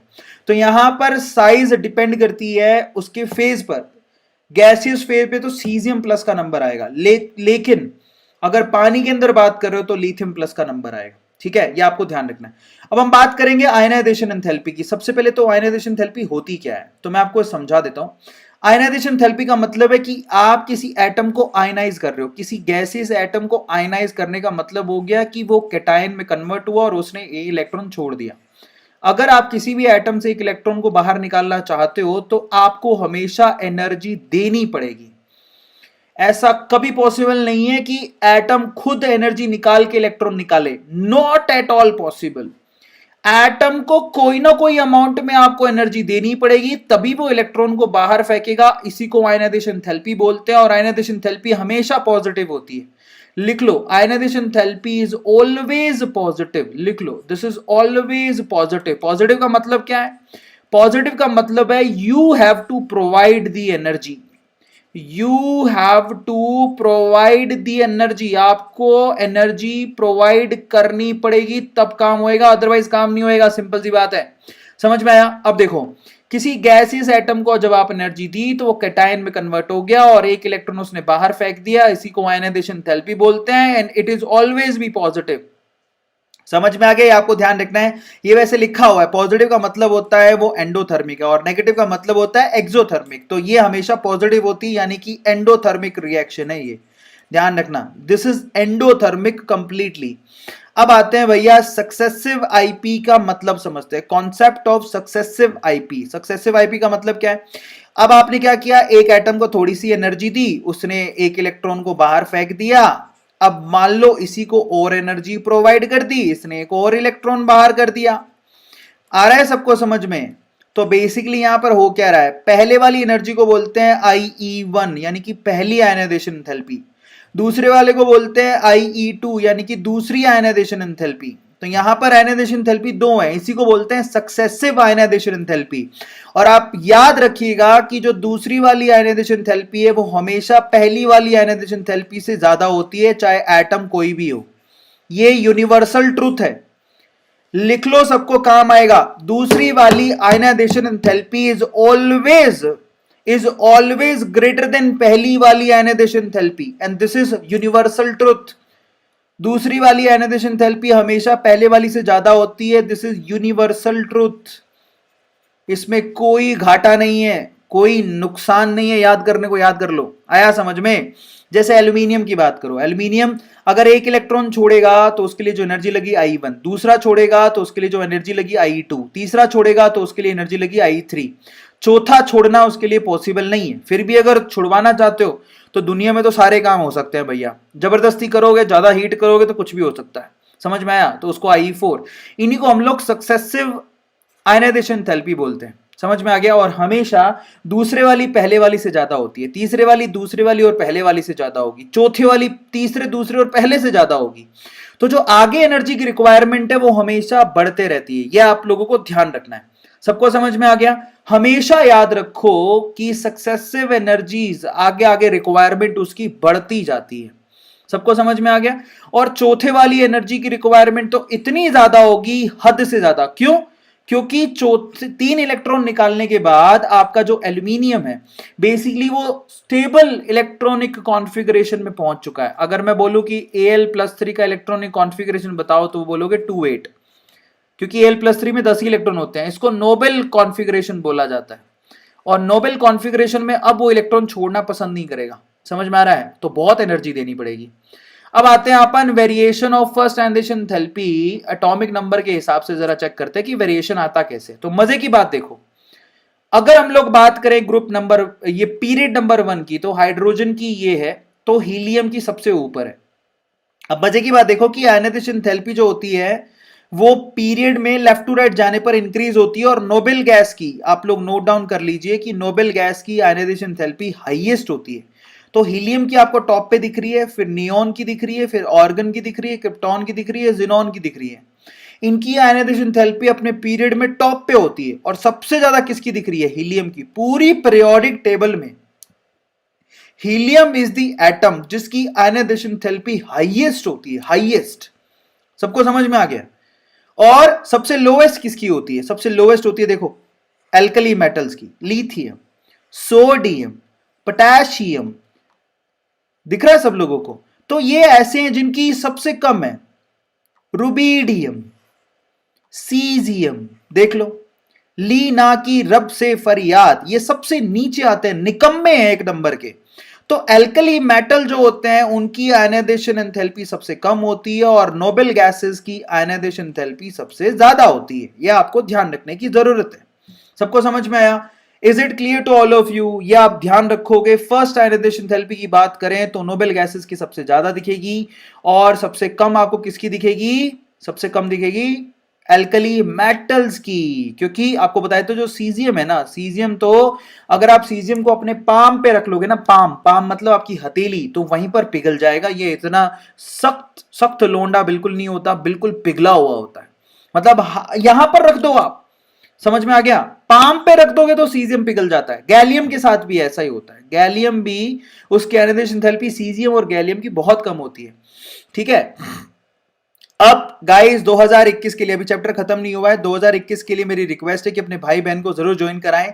1 महीने का, 3 महीने का, 6 महीने का और 12 महीने का सब्सक्रिप्शन है जो आप अपने भाई बहन को दिलवा सकते हैं, जिसके लिए आपको मैं कूपन कोड दे रहा हूं, दैट इज AA Pro। अपने भाई बहन को लॉन्ग टर्म कोर्स ज्वाइन करवाओ, अभी तक खत्म नहीं हुआ है चैप्टर को। ठीक है? ये आपके छोटे भाई बहन के लिए जानकारी के लिए मैं आपको बता रहा हूं। चलिए अब आगे चलते हैं। फैक्टर कौन कौन से हैं जो कि आयनाइजेशन एंथैल्पी को अफेक्ट करते हैं, तो जरा उसको पढ़ लेते हैं। सबसे पहले होता है एटॉमिक साइज। अगर एटॉमिक साइज बढ़ेगा तो यहां पर आयनाइजेशन एंथैल्पी घटने लगती है। That ionization enthalpy is anti proportional to atomic size. ये सभी के लिए लागू होता है। जितनी भी पीरियोडिक प्रॉपर्टीज हैं वो एटॉमिक साइज के एंटी प्रोपोर्शनल होती है। जैसे जैसे साइज इंक्रीज होने लगता है, ठीक है, वैसे वैसे आपकी जो जो पीरियोडिक प्रॉपर्टीज है वो घटने लगती हैं। अब आप खुद से ही सोचो, साइज बढ़ने लगेगा तो लास्ट इलेक्ट्रॉन तो दूर जा रहा है, लास्ट इलेक्ट्रॉन दूर जा रहा है तो कम एनर्जी में ही उसको बाहर निकालना आसान है, क्योंकि उसकी न्यूक्लियस से तो पकड़ है नहीं। आ रहा है समझ में? दूसरा फैक्टर होता है न्यूक्लियस चार्ज। जितना ज्यादा न्यूक्लियस चार्ज होगा आपकी आयनाइजेशन एंथैल्पी भी उतनी ही ज्यादा होगी। यह आपको ध्यान रखना है, क्योंकि आयनाइजेशन न्यूक्लियस चार्ज ज्यादा है, अगर पॉजिटिव ज्यादा है तो वो इलेक्ट्रॉन को अपनी तरफ खींच के रखेगा। तो अगर खींच के रखेगा तो इसको बाहर निकालना आसान नहीं होगा। सिंपल बात है। तीसरा है शील्डिंग और स्क्रीनिंग इफेक्ट। अगर किसी की स्क्रीनिंग ज्यादा है तो वहां पर आयनाइजेशन एंथैल्पी कम होगी, क्योंकि अंदर वाले इलेक्ट्रॉन क्या कर रहे हैं? बाहर वाले इलेक्ट्रॉन को पुश कर रहे हैं। स्क्रीनिंग ज्यादा है तो पुश करेंगे कि तू जा, आवारा है तू जा। अब इस इलेक्ट्रॉन को निकालना आसान हो गया ना।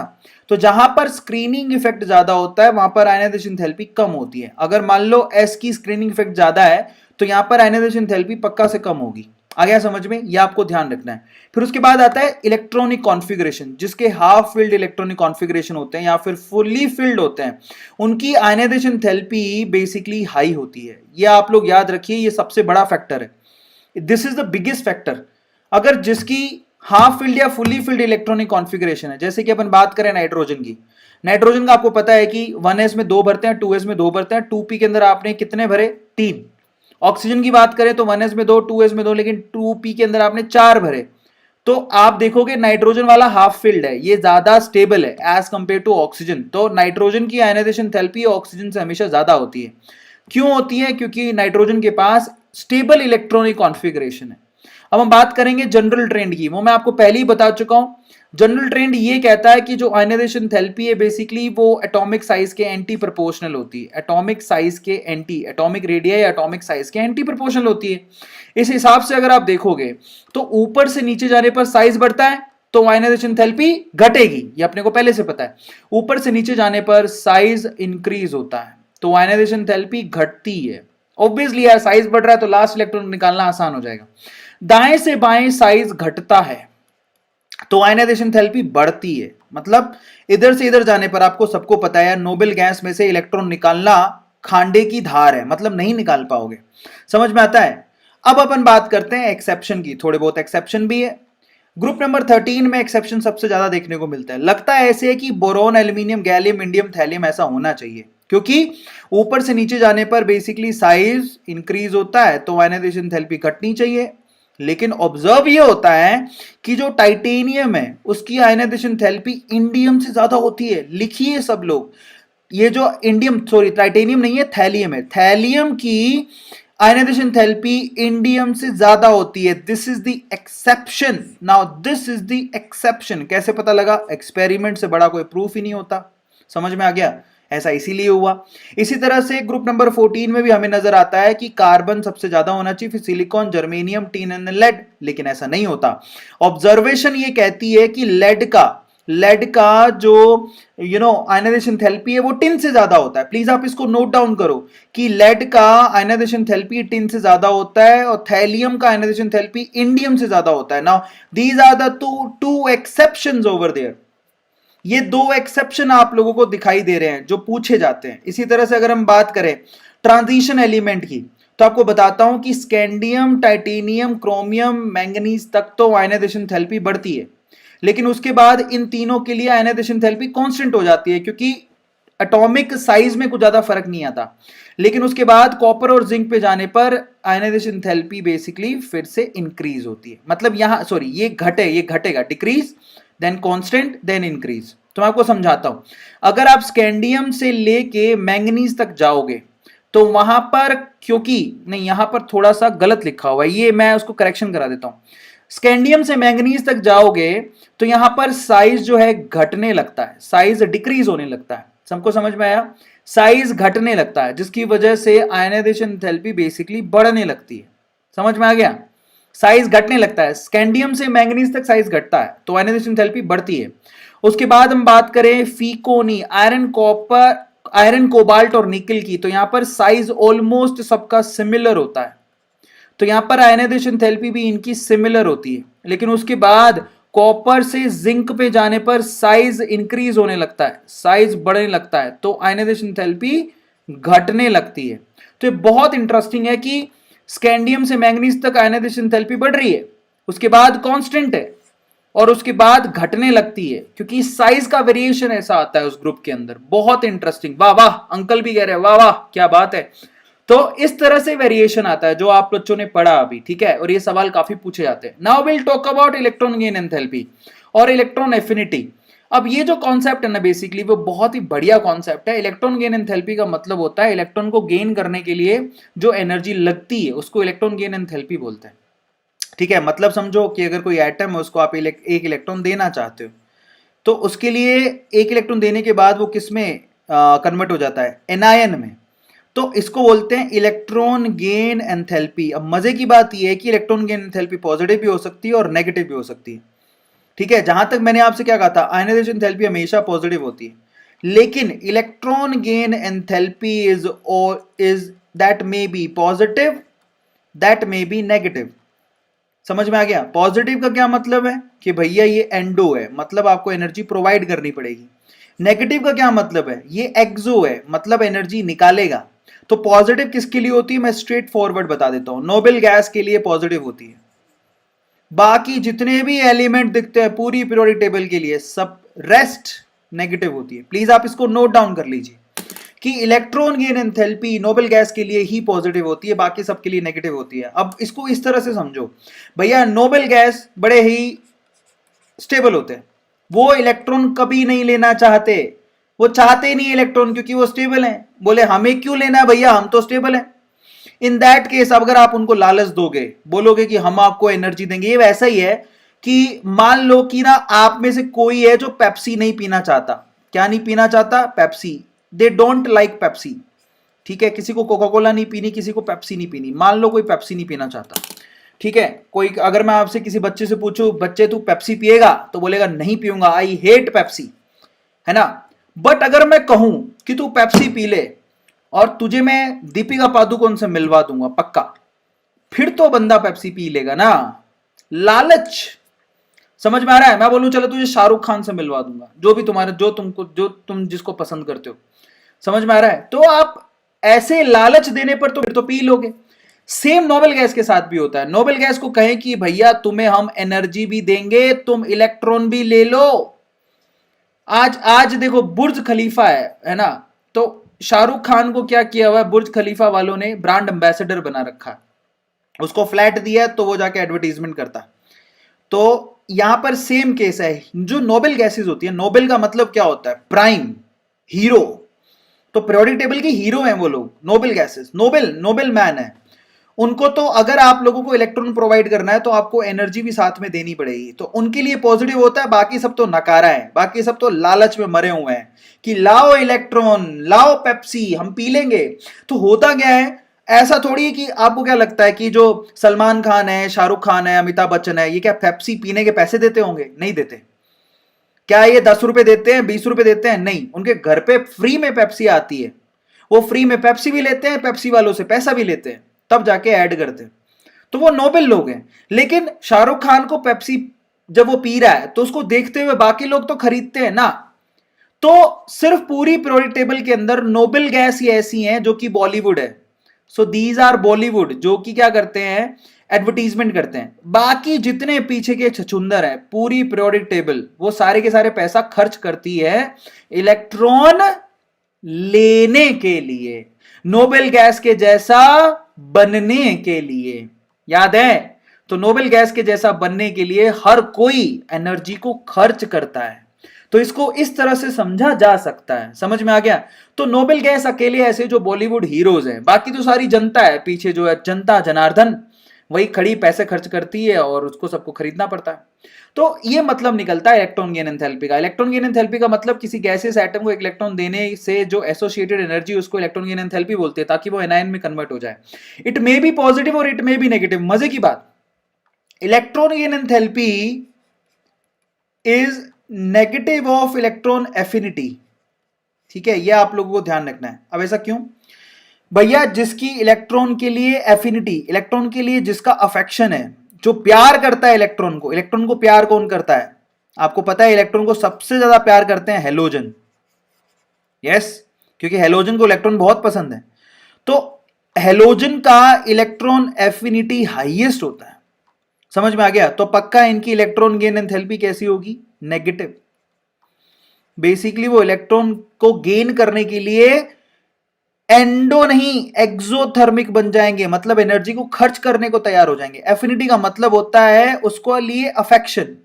तो हेलोजन का अफेक्शन पॉजिटिव होता है, हेलोजन का अफेक्शन पॉजिटिव होता है, इसीलिए उनकी इलेक्ट्रॉन गेन एंथैल्पी कैसी होती है? नेगेटिव। आ गया समझ में? ये मतलब निकलता है इसका। सो electron gain enthalpy is negative of electron affinity. समझ में आ गया? Now this is really very interesting. तो अब मैं आपको बताता हूं एक और इंटरेस्टिंग चीज। अगर आपने एक ऑक्सीजन को इलेक्ट्रॉन दिया तो वो O- में कन्वर्ट हो जाएगा, लेकिन अगर एक O- को एक और इलेक्ट्रॉन दिया तो वो O-2 में कन्वर्ट हो जाएगा। तो बेसिकली इसको बोलते हैं सक्सेसिव इलेक्ट्रॉन गेन एंथैल्पी। ये Eg1 है तो ये क्या होगी? Eg2। अब कई लोगों का ऐसा मानना होगा कि Eg2 की वैल्यू क्या होनी चाहिए बेसिकली, और Eg1 की वैल्यू क्या होनी चाहिए। तो आप लोग ध्यान से देखिए, बड़ा इंटरेस्टिंग चीज जो यहां से निकल के आती है। बेसिकली यहां जो डेटा दे रखा है वो बहुत इंटरेस्टिंग है, आप गौर से देखो। पहला इलेक्ट्रॉन लेने के लिए ऑक्सीजन, क्योंकि ऑक्सीजन नॉन मेटल होता है, उसको इलेक्ट्रॉन से प्यार है, पहला इलेक्ट्रॉन लेने के लिए भाई साहब ने इतनी एनर्जी खर्च करी। कितनी है? -141। लेकिन दूसरा इलेक्ट्रॉन लेने के लिए उस भाई साहब को एनर्जी देनी पड़ी। ऐसा क्यों हुआ? क्योंकि जो पहला इलेक्ट्रॉन लिया तो वो O- में कन्वर्ट हो गया। ये O- और ये इलेक्ट्रॉन एक दूसरे को रिपेल करते हैं, मतलब माइनस माइनस एक दूसरे को रिपेल करते हैं, इन दैट केस हमें धक्का लगाना पड़ता है बाहर से कि तू जा जा जा, तब जाके इलेक्ट्रॉन लेता है वो। तो ये बहुत मजेदार बात है कि आप लोग याद रखो, जो सेकंड, याद रखो, second electron gain enthalpy is always positive. ये यूनिवर्सल ट्रुथ है। किसी किसी देखो, नोबेल गैस के अलावा सबके लिए नेगेटिव होती है, ठीक है। तो पहली वाली तो नेगेटिव होगी, नोबेल गैस के अलावा पहली वाली फर्स्ट इलेक्ट्रॉन गेन एंथैल्पी सबके लिए नेगेटिव होगी, लेकिन सेकंड वाली सबके लिए पॉजिटिव होगी। लिख लो, काम आएगा, क्योंकि इलेक्ट्रॉन इलेक्ट्रॉन एक दूसरे को रिपेल करते हैं, इन दैट केस वो लेना पसंद नहीं करते, तो आपको एनर्जी देनी पड़ती है, धक्का देना पड़ता है, ले ले भाई ले ले। तो ये बहुत इंपॉर्टेंट कॉन्सेप्ट है कि जो second ionization, second electron gain enthalpy है वो हमेशा पॉजिटिव होती है। लिख लो, हमेशा, हमेशा, समझते हो, हमेशा मतलब ऑलवेज। ये बहुत इंपॉर्टेंट कॉन्सेप्ट है, जेन्युइनली बोल रहा हूं, ध्यान से आप लिख लो, दैट इज ऑलवेज पॉजिटिव और एंडोथर्मिक, ठीक है। अब अपन चेक करते हैं factor of effective electron gain enthalpy, electron affinity. सबसे पहला आता है effective nucleus charge. Effective nucleus charge जितना ज्यादा होगा, ठीक है, इलेक्ट्रॉन के लिए एफिनिटी उतनी ज्यादा होगी, क्योंकि पॉजिटिव चार्ज जितना ज्यादा होगा इलेक्ट्रॉन के लिए अफेक्शन उतना ही ज्यादा होगा, सिंपल सी बात है। तो electron affinity is always directly proportional to nucleus charge. दूसरा आता है शील्डिंग इफेक्ट।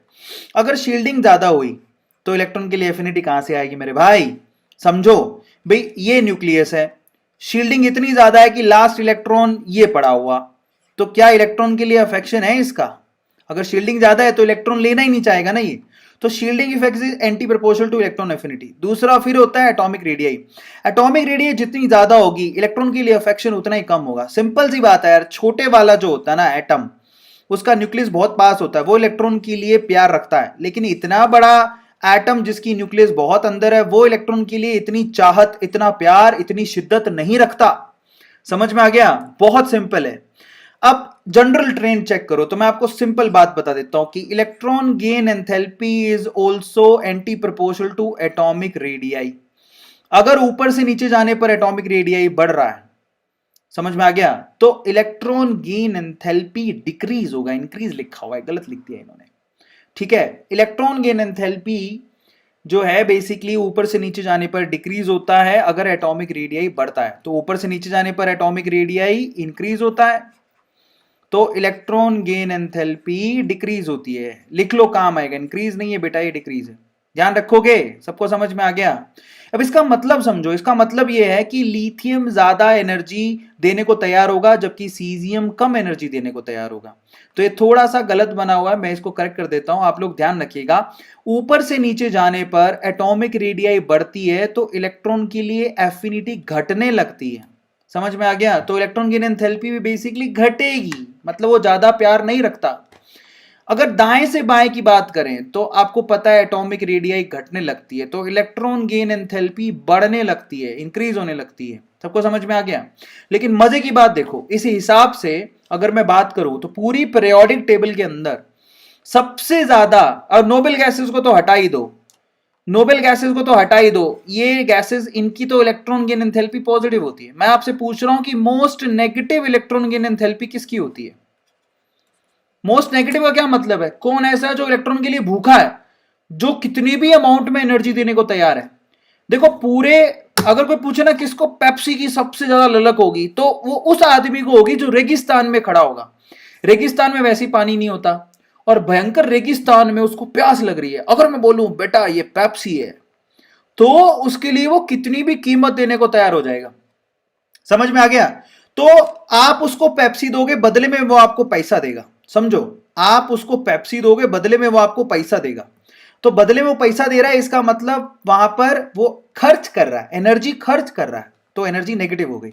इसी तरह से पूरी पीरियोडिक टेबल में अगर मैं पूछूं कि सबसे ज्यादा भूखा कौन है इलेक्ट्रॉन के लिए, तो वो है फ्लोरीन।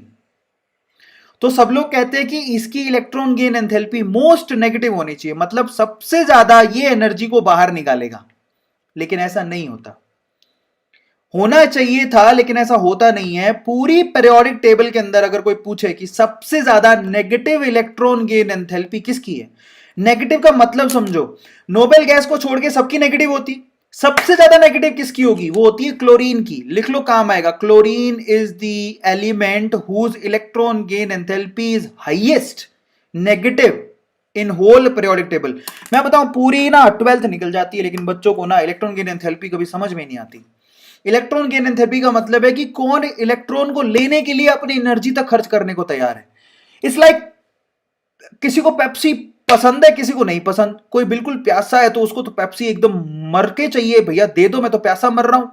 तो ऐसा ही है कि आपको भूख चेक करनी है कि इस पूरे पीरियोडिक टेबल के अंदर कौन इलेक्ट्रॉन के लिए भूखा है, सबसे ज्यादा भूखा कौन है, सबसे कम भूखा कौन है, और किसको तो लेनी नहीं है। तो नोबेल गैस को तो इलेक्ट्रॉन लेना ही नहीं है, तो इनके लिए इलेक्ट्रॉन गेन एंथैल्पी पॉजिटिव होती है, मतलब आपको एनर्जी खर्च करनी पड़ेगी। रेस्ट जितने भी हैं वो सबके लिए नेगेटिव है। और अब पूछू कि सबसे ज्यादा नेगेटिव किसकी है, सबसे ज्यादा भूखा कौन है, तो वो होता है क्लोरीन। लिख लो, काम आएगा। फ्लोरीन नहीं होता, वो क्लोरीन होता है। अब ऐसा क्यों होता है, that I will tell you. Chlorine is the element who have most negative electron gain enthalpy, जिसकी इलेक्ट्रॉन गेन एंथैल्पी सबसे ज्यादा नेगेटिव होती है। अब ऐसा क्यों, क्योंकि फ्लोरीन की साइज छोटी होती है, वहां पर है ना इलेक्ट्रॉन इलेक्ट्रॉन रिपल्शन ज्यादा होता है। तो बाहर से अगर कोई इलेक्ट्रॉन आता है ना तो उसको वो वेलकम नहीं करते, ये छोटे साइज होने की वजह से ऐसा होता है। ये देखो यहां पर लिखा भी है, ये एक्सेप्शन है जो आप लोगों को ध्यान रखना है। भैया होना चाहिए था फ्लोरीन का ज्यादा, लेकिन होता है क्लोरीन का ज्यादा। ऐसा क्यों होता है, क्योंकि क्लोरीन की size as compare to fluorine बड़ी होती है, और ये कारण सिर्फ फ्लोरीन और क्लोरीन में काम करता है, याद रखना, और किसी में नहीं। क्योंकि क्लोरीन की साइज बड़ी होती है और वहां पर इलेक्ट्रॉन इलेक्ट्रॉन रिपल्शन कम होता है, फ्लोरीन की साइज छोटी होती है और वहां पर इलेक्ट्रॉन इलेक्ट्रॉन रिपल्शन, क्योंकि इलेक्ट्रॉन रिपल्शन का मतलब क्या है, बाहर से इलेक्ट्रॉन आ रहा है ना, साइज छोटी है तो अंदर वाले इलेक्ट्रॉन इसको रिपेल करते हैं, मतलब भग यहां से, आ रहा है समझ में। लेकिन क्लोरीन में ऐसी झंझट नहीं है। क्लोरीन में जो नया इलेक्ट्रॉन आता है वो किसके अंदर आता है, थर्ड ऑर्बिटल के अंदर, थर्ड शेल के अंदर आता है। तो इसलिए क्लोरीन में इतना रिपल्शन ना होने की वजह से उसकी जो electron gain enthalpy most negative होती है। ठीक है, अब हम बात करते हैं यहां पर एप्लीकेशंस ऑफ आयनाइजेशन थेरेपी और इलेक्ट्रॉन एफिनिटी की एप्लीकेशंस क्या हैं, कैसे इनकी आयनाइजेशन थेरेपी अगर आप जानते हो और इलेक्ट्रॉन एफिनिटी जानते हो तो उसकी एप्लीकेशन क्या है। तो सबसे पहली एप्लीकेशन है मेटेलिक करेक्टर, आप इससे मेटेलिक करेक्टर का पता लग सकते हो। दूसरा नॉन मेटेलिक करेक्टर का पता लगा सकते हो। तो मैं आपको समझाता हूं, जिसकी आयनाइजेशन थेरेपी सबसे लो होती है, ध्यान से सुनना, जिसकी आयनाइजेशन थेरेपी सबसे लो होती है, मतलब वो आसानी से इलेक्ट्रॉन छोड़ देता है, उसकी मेटेलिक करेक्टर हाई होती है। लिख लो, मेटेलिक करेक्टर हाई होती है। इसका मतलब क्या हो गया, metallic character is anti proportional to ionization enthalpy. लिख लो, काम आएगा। Metallic character is anti proportional to ionization. खुद ही दिमाग लगाओ यार, मेटल कौन होता है जो आसानी से इलेक्ट्रॉन छोड़ दे, समझ में आ गया, तो उसकी आयनाइजेशन एंथैल्पी कम होनी चाहिए। समझ में आया। नॉन मेटेलिक करेक्टर की तरफ चलते हैं। देखो non metallic character NMC is directly proportional two electron affinity, जिसकी इलेक्ट्रॉन एफिनिटी बहुत ज्यादा होती है, भूखा होता है, मर रहा होता है, दे दो दे दो दे दो दे दो, बस उसकी नॉन मेटेलिक करेक्टर भी ज्यादा होती है। सिंपल, समझ में आ गया, ये आप लोगों को ध्यान रखना है। चलिए, तो अगर हम लोग बात करें मेटेलिक करेक्टर की, तो अपने को पता है ऊपर से नीचे जाने पर आयनाइजेशन थेरेपी घटती है, मेटेलिक करेक्टर बढ़ेगा। दाएं से बाएं जाने पर आयनाइजेशन थेरेपी घटता है, सॉरी बढ़ता है, तो मेटेलिक करेक्टर घटेगा, क्योंकि हम पढ़ के आ चुके हैं कि metallic character is anti proportional to ionization enthalpy. सबको समझ में आया। इस तरह से नॉन मेटेलिक करेक्टर की तरफ आ जाओ। ऊपर से नीचे जाने पर इलेक्ट्रॉन एफिनिटी घटती है, समझ में आ गया, तो नॉन मेटेलिक करेक्टर घटेगा, क्योंकि non metallic character is directly proportional two electron affinity. भैया जो इलेक्ट्रॉन के लिए भूखा है वही नॉन मेटल है, आ गया समझ में। और दाएं से बाएं जाने पर इलेक्ट्रॉन एफिनिटी बढ़ती है, तो नॉन मेटेलिक करेक्टर भी बढ़ेगा। आप देखो ना, दाएं से बाएं नॉन मेटल आपको कहां मिलते हैं, यही तो है सारे नॉन मेटल, आ गया समझ में। इस तरह से समझाया जाता है। अब आपको मालूम पड़ गया, जरा हम देखें, ऑक्साइड्स भी देख सकते हो, जैसे थर्ड पीरियड के ऑक्साइड देखो आप जरा, सोडियम और मैग्नीशियम का ऑक्साइड मोस्ट बेसिक होता है, समझ में आ गया। दाएं से बाएं जाने पर ऑक्साइड की बेसिसिटी घटने लगती है, याद रखो, समझ में आ गया, क्योंकि ऑक्साइड की basicity, basic character of oxide घटने लगता है, क्योंकि मेटेलिक करेक्टर घटने लगता है। इसका मतलब basic nature is directly proportional to metallic character. अगर मेटेलिक करेक्टर ज्यादा होगा तो बेसिक नेचर ज्यादा होगा, समझ में आ गया। अब आपको पता है कि एल्यूमिनियम का ऑक्साइड एम्फोटेरिक होता है, लेकिन बाद में सारे के सारे एसिडिक ऑक्साइड्स होते हैं, बेसिक नहीं होते। ये बड़ी कॉमन चीज है। तो मेटल के ऑक्साइड बेसिक होते हैं, नॉन मेटल के ऑक्साइड एसिडिक होते हैं। बेसिक करेक्टर जो है वो घटने लगता है अगर मेटेलिक करेक्टर घटेगा तो। सिंपल, समझ में आ गया। अब हम बात करेंगे इलेक्ट्रोनेगेटिविटी की। Now this is very interesting. What do you mean by electronegativity? इसमें कोई एक्सेप्शन नहीं है। इलेक्ट्रोनेगेटिविटी का मतलब होता है बॉन्डेड इलेक्ट्रॉन को अपनी तरफ खींचना। ठीक है, बॉन्डेड इलेक्ट्रॉन का मतलब, मान लो H और F के बीच में बॉन्ड बन के रखा है, कोवेलेंट बॉन्ड है, तो दो इलेक्ट्रॉनों ने शेयर करके रखे हैं, लेकिन ये जो फ्लोरीन है इलेक्ट्रॉन का भूखा है, तो इलेक्ट्रॉन को अपनी तरफ खींचेगा। तो बॉन्डेड इलेक्ट्रॉन को अपनी तरफ खींचने का पावर ही क्या कहलाता है? इलेक्ट्रोनेगेटिविटी कहलाता है। समझ में आ गया? बॉन्डेड इलेक्ट्रॉन का किसी केमिकल बॉन्ड में बॉन्डेड इलेक्ट्रॉन को अपनी तरफ खींचने का पावर इलेक्ट्रोनेगेटिविटी कहलाता है, जैसे फ्लोरीन अपनी तरफ खींचता है। इसमें तो कोई एक्सेप्शन ही नहीं है, स्ट्रेट फॉरवर्ड है। जैसे जैसे आप कोई पूछे कि भैया फैक्टर बताओ कौन कौन से इलेक्ट्रोनेगेटिविटी को अफेक्ट करते हैं, सबसे पहले एटॉमिक रेडियाई। एटॉमिक रेडियाई कम होगा तो इलेक्ट्रोनेगेटिविटी भी कम होगी। मैं पहले ही, इलेक्ट्रोनेगेटिविटी ज्यादा होगी, मैं पहले ही बता चुका हूं कि जितने, अगर मैं बात करूं इलेक्ट्रोनेगेटिविटी की, या फिर बात करूं इलेक्ट्रॉन गेन एंथैल्पी की, या फिर मैं बात कर लूं यहां पर आयनाइजेशन एंथैल्पी की, ये सारी की सारी एटॉमिक रेडियाई के एंटी प्रोपोर्शनल होते हैं। एटॉमिक रेडियाई बढ़ेगी तो सारी चीजें घटती हैं, वो घटेगा तो सारी चीजें बढ़ेंगी, खत्म कहानी। तो पहला तो सबको समझ में आया। न्यूक्लियस चार्ज अगर बढ़ेगा तो इलेक्ट्रॉन नेगेटिविटी भी बढ़ेगी। जरा खुद से सोचो, इलेक्ट्रॉन को खींचना है ना अपनी तरफ, तो न्यूक्लियस में चार्ज जितना ज्यादा होगा इलेक्ट्रॉन को ज्यादा अपनी तरफ खींचेगा। स्क्रीनिंग इफेक्ट के तो एंटी प्रोपोर्शनल होता है, क्योंकि स्क्रीनिंग इफेक्ट बढ़ेगा इसका मतलब इलेक्ट्रॉन रिपेल ज्यादा कर रहे हैं, तो फिर बेसिकली इलेक्ट्रॉन को खींचेगा कैसे वो? क्योंकि इलेक्ट्रॉन तो खुद ही यहां से रिपल्शन ज्यादा हो रहा है। समझ में आ गया? तो ये फैक्टर होते हैं जो अफेक्ट करते हैं। अब यहां पर स्ट्रेट फॉरवर्ड अभी मैंने बोला था कि electronegativity is also anti proportional to atomic size. ऊपर से नीचे जाने पर एटॉमिक साइज बढ़ता है, इलेक्ट्रोनेगेटिविटी घटेगा। दाएं से बाएं जाने पर एटॉमिक साइज घटता है, इलेक्ट्रोनेगेटिविटी बढ़ेगा। इस हिसाब से सबसे ज्यादा इलेक्ट्रोनेगेटिविटी किसकी होती है? फ्लोरीन की। इसमें कोई एक्सेप्शन नहीं है। Fluorine is the most fluorine is the element who have most electronegativity. समझ में आ गया? ये आपको ध्यान रखना है, फ्लोरीन की इलेक्ट्रोनेगेटिविटी सबसे ज्यादा होती है। फ्लोरीन के बाद किसका नंबर आता है? फ्लोरीन के बाद आता है ऑक्सीजन का। ऑक्सीजन के बाद किसका नंबर आता है? ऑक्सीजन के बाद आता है नाइट्रोजन का। समझ में आ गया? और नाइट्रोजन और क्लोरीन की जो इलेक्ट्रोनेगेटिविटी होती है वो बेसिकली ऑलमोस्ट सिमिलर होती है। समझ में आ गया? इनकी ऑलमोस्ट सिमिलर होती है, ये आपको ध्यान रखना है। सिर्फ 3 याद रख लो, बहुत है काम, इसके अलावा कुछ नहीं आएगा। अब आते हैं मेटेलिक और नॉन मेटेलिक कैरेक्टर पे इलेक्ट्रोनेगेटिविटी कैसे डिपेंड करती है। अगर किसी की इलेक्ट्रोनेगेटिविटी ज्यादा है तो उसका मेटेलिक कैरेक्टर कम होगा। ऑब्वियसली यार, नॉन मेटल की इलेक्ट्रोनेगेटिविटी ज्यादा होती है, जैसे फ्लोरीन। तो फ्लोरीन तो नॉन मेटल है, तो उसकी मेटेलिक कैरेक्टर तो कम ही हुई ना। तो इसका मतलब metallic character is anti proportional to electronegativity and non metallic character is directly proportional to electronegativity. जिसकी इलेक्ट्रोनेगेटिविटी ज्यादा होती है उसकी नॉन मेटेलिक कैरेक्टर ज्यादा होता है। मोस्ट कॉमन चीज है जिसको आप ढंग से दिमाग लगाओगे तब भी आ जाएगा। फ्लोरीन का अगर आपको एग्जाम्पल याद है तो फ्लोरीन तो नॉन मेटल है ना, और इसकी इलेक्ट्रोनेगेटिविटी भी ज्यादा है। तो इलेक्ट्रोनेगेटिविटी ज्यादा होने का मतलब नॉन मेटेलिक कैरेक्टर ज्यादा होगा, मेटेलिक कैरेक्टर कम होएगा। समझ में आ गया? स्ट्रेट फॉरवर्ड, कुछ भी नहीं है। अब देखो यहां पर एप्लीकेशन पढ़ लेते हैं जरा, एप्लीकेशंस ऑफ इलेक्ट्रोनेगेटिविटी। अब आपको मैं मजे की बात बताता हूं। अगर कोई दो एटम के बीच में इलेक्ट्रोनेगेटिविटी का डिफरेंस बहुत ज्यादा है, इलेक्ट्रोनेगेटिविटी का डिफरेंस बहुत ज्यादा है, इसका मतलब वो बॉन्ड क्या है? बेसिकली वो आयनिक बॉन्ड है। अगर इलेक्ट्रोनेगेटिविटी का बहुत डिफरेंस कम है तो बेसिकली वो कोवेलेंट बॉन्ड है, खत्म कहानी। तो अगर इलेक्ट्रोनेगेटिविटी का जो डिफरेंस है वो 0 है तो वो तो 100% कोवेलेंट है।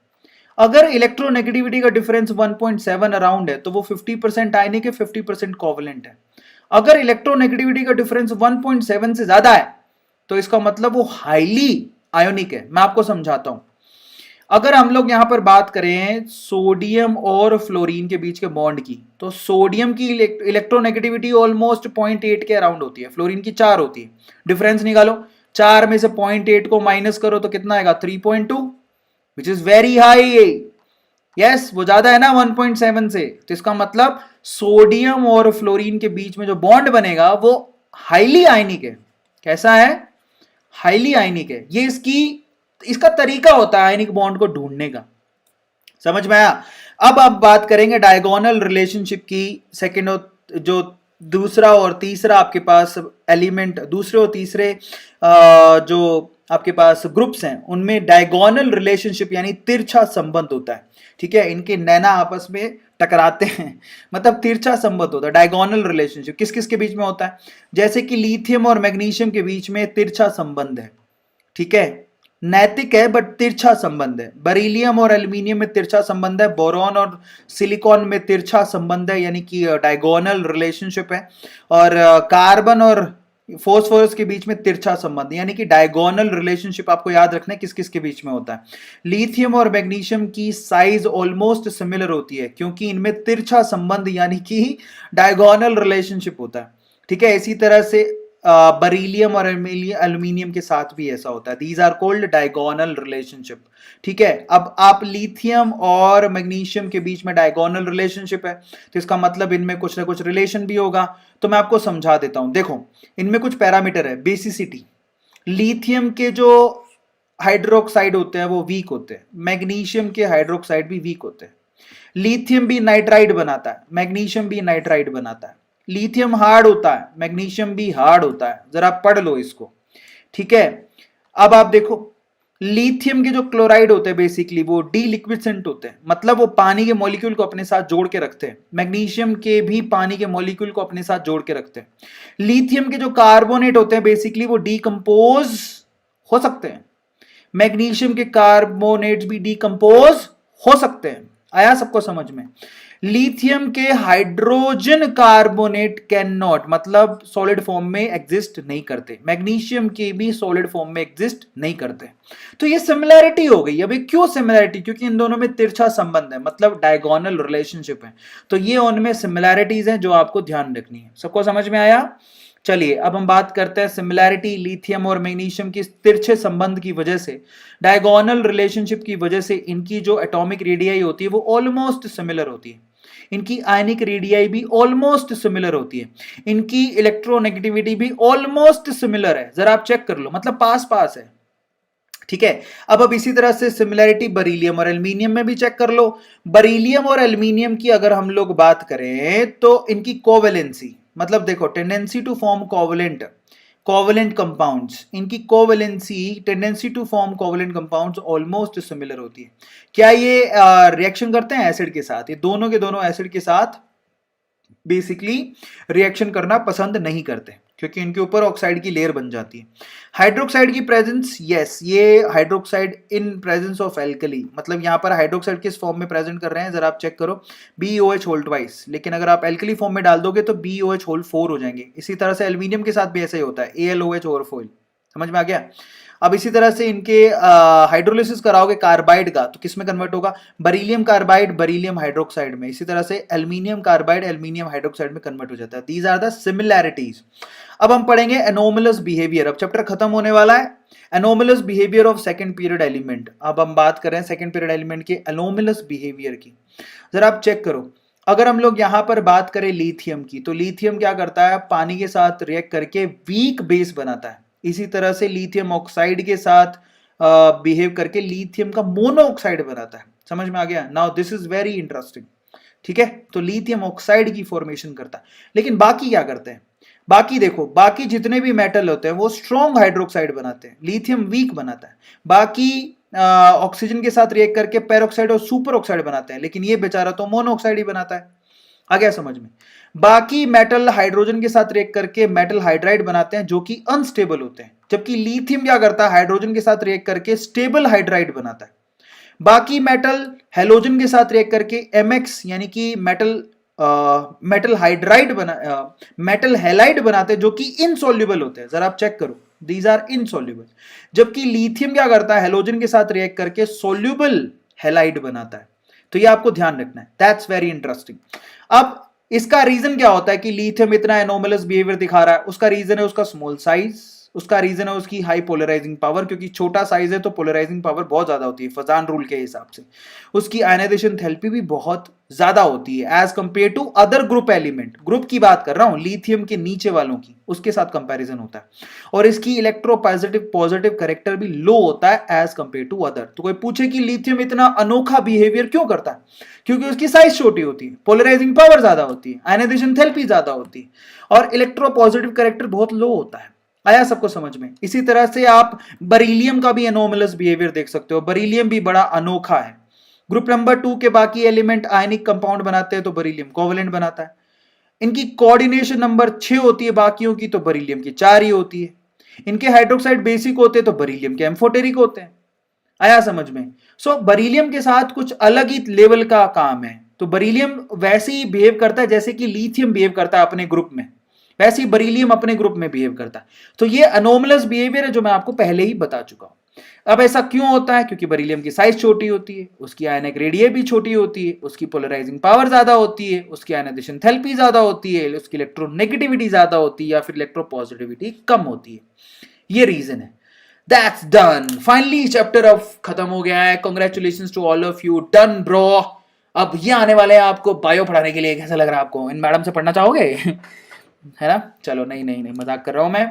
I am so sorry but it's done now, finally it's done.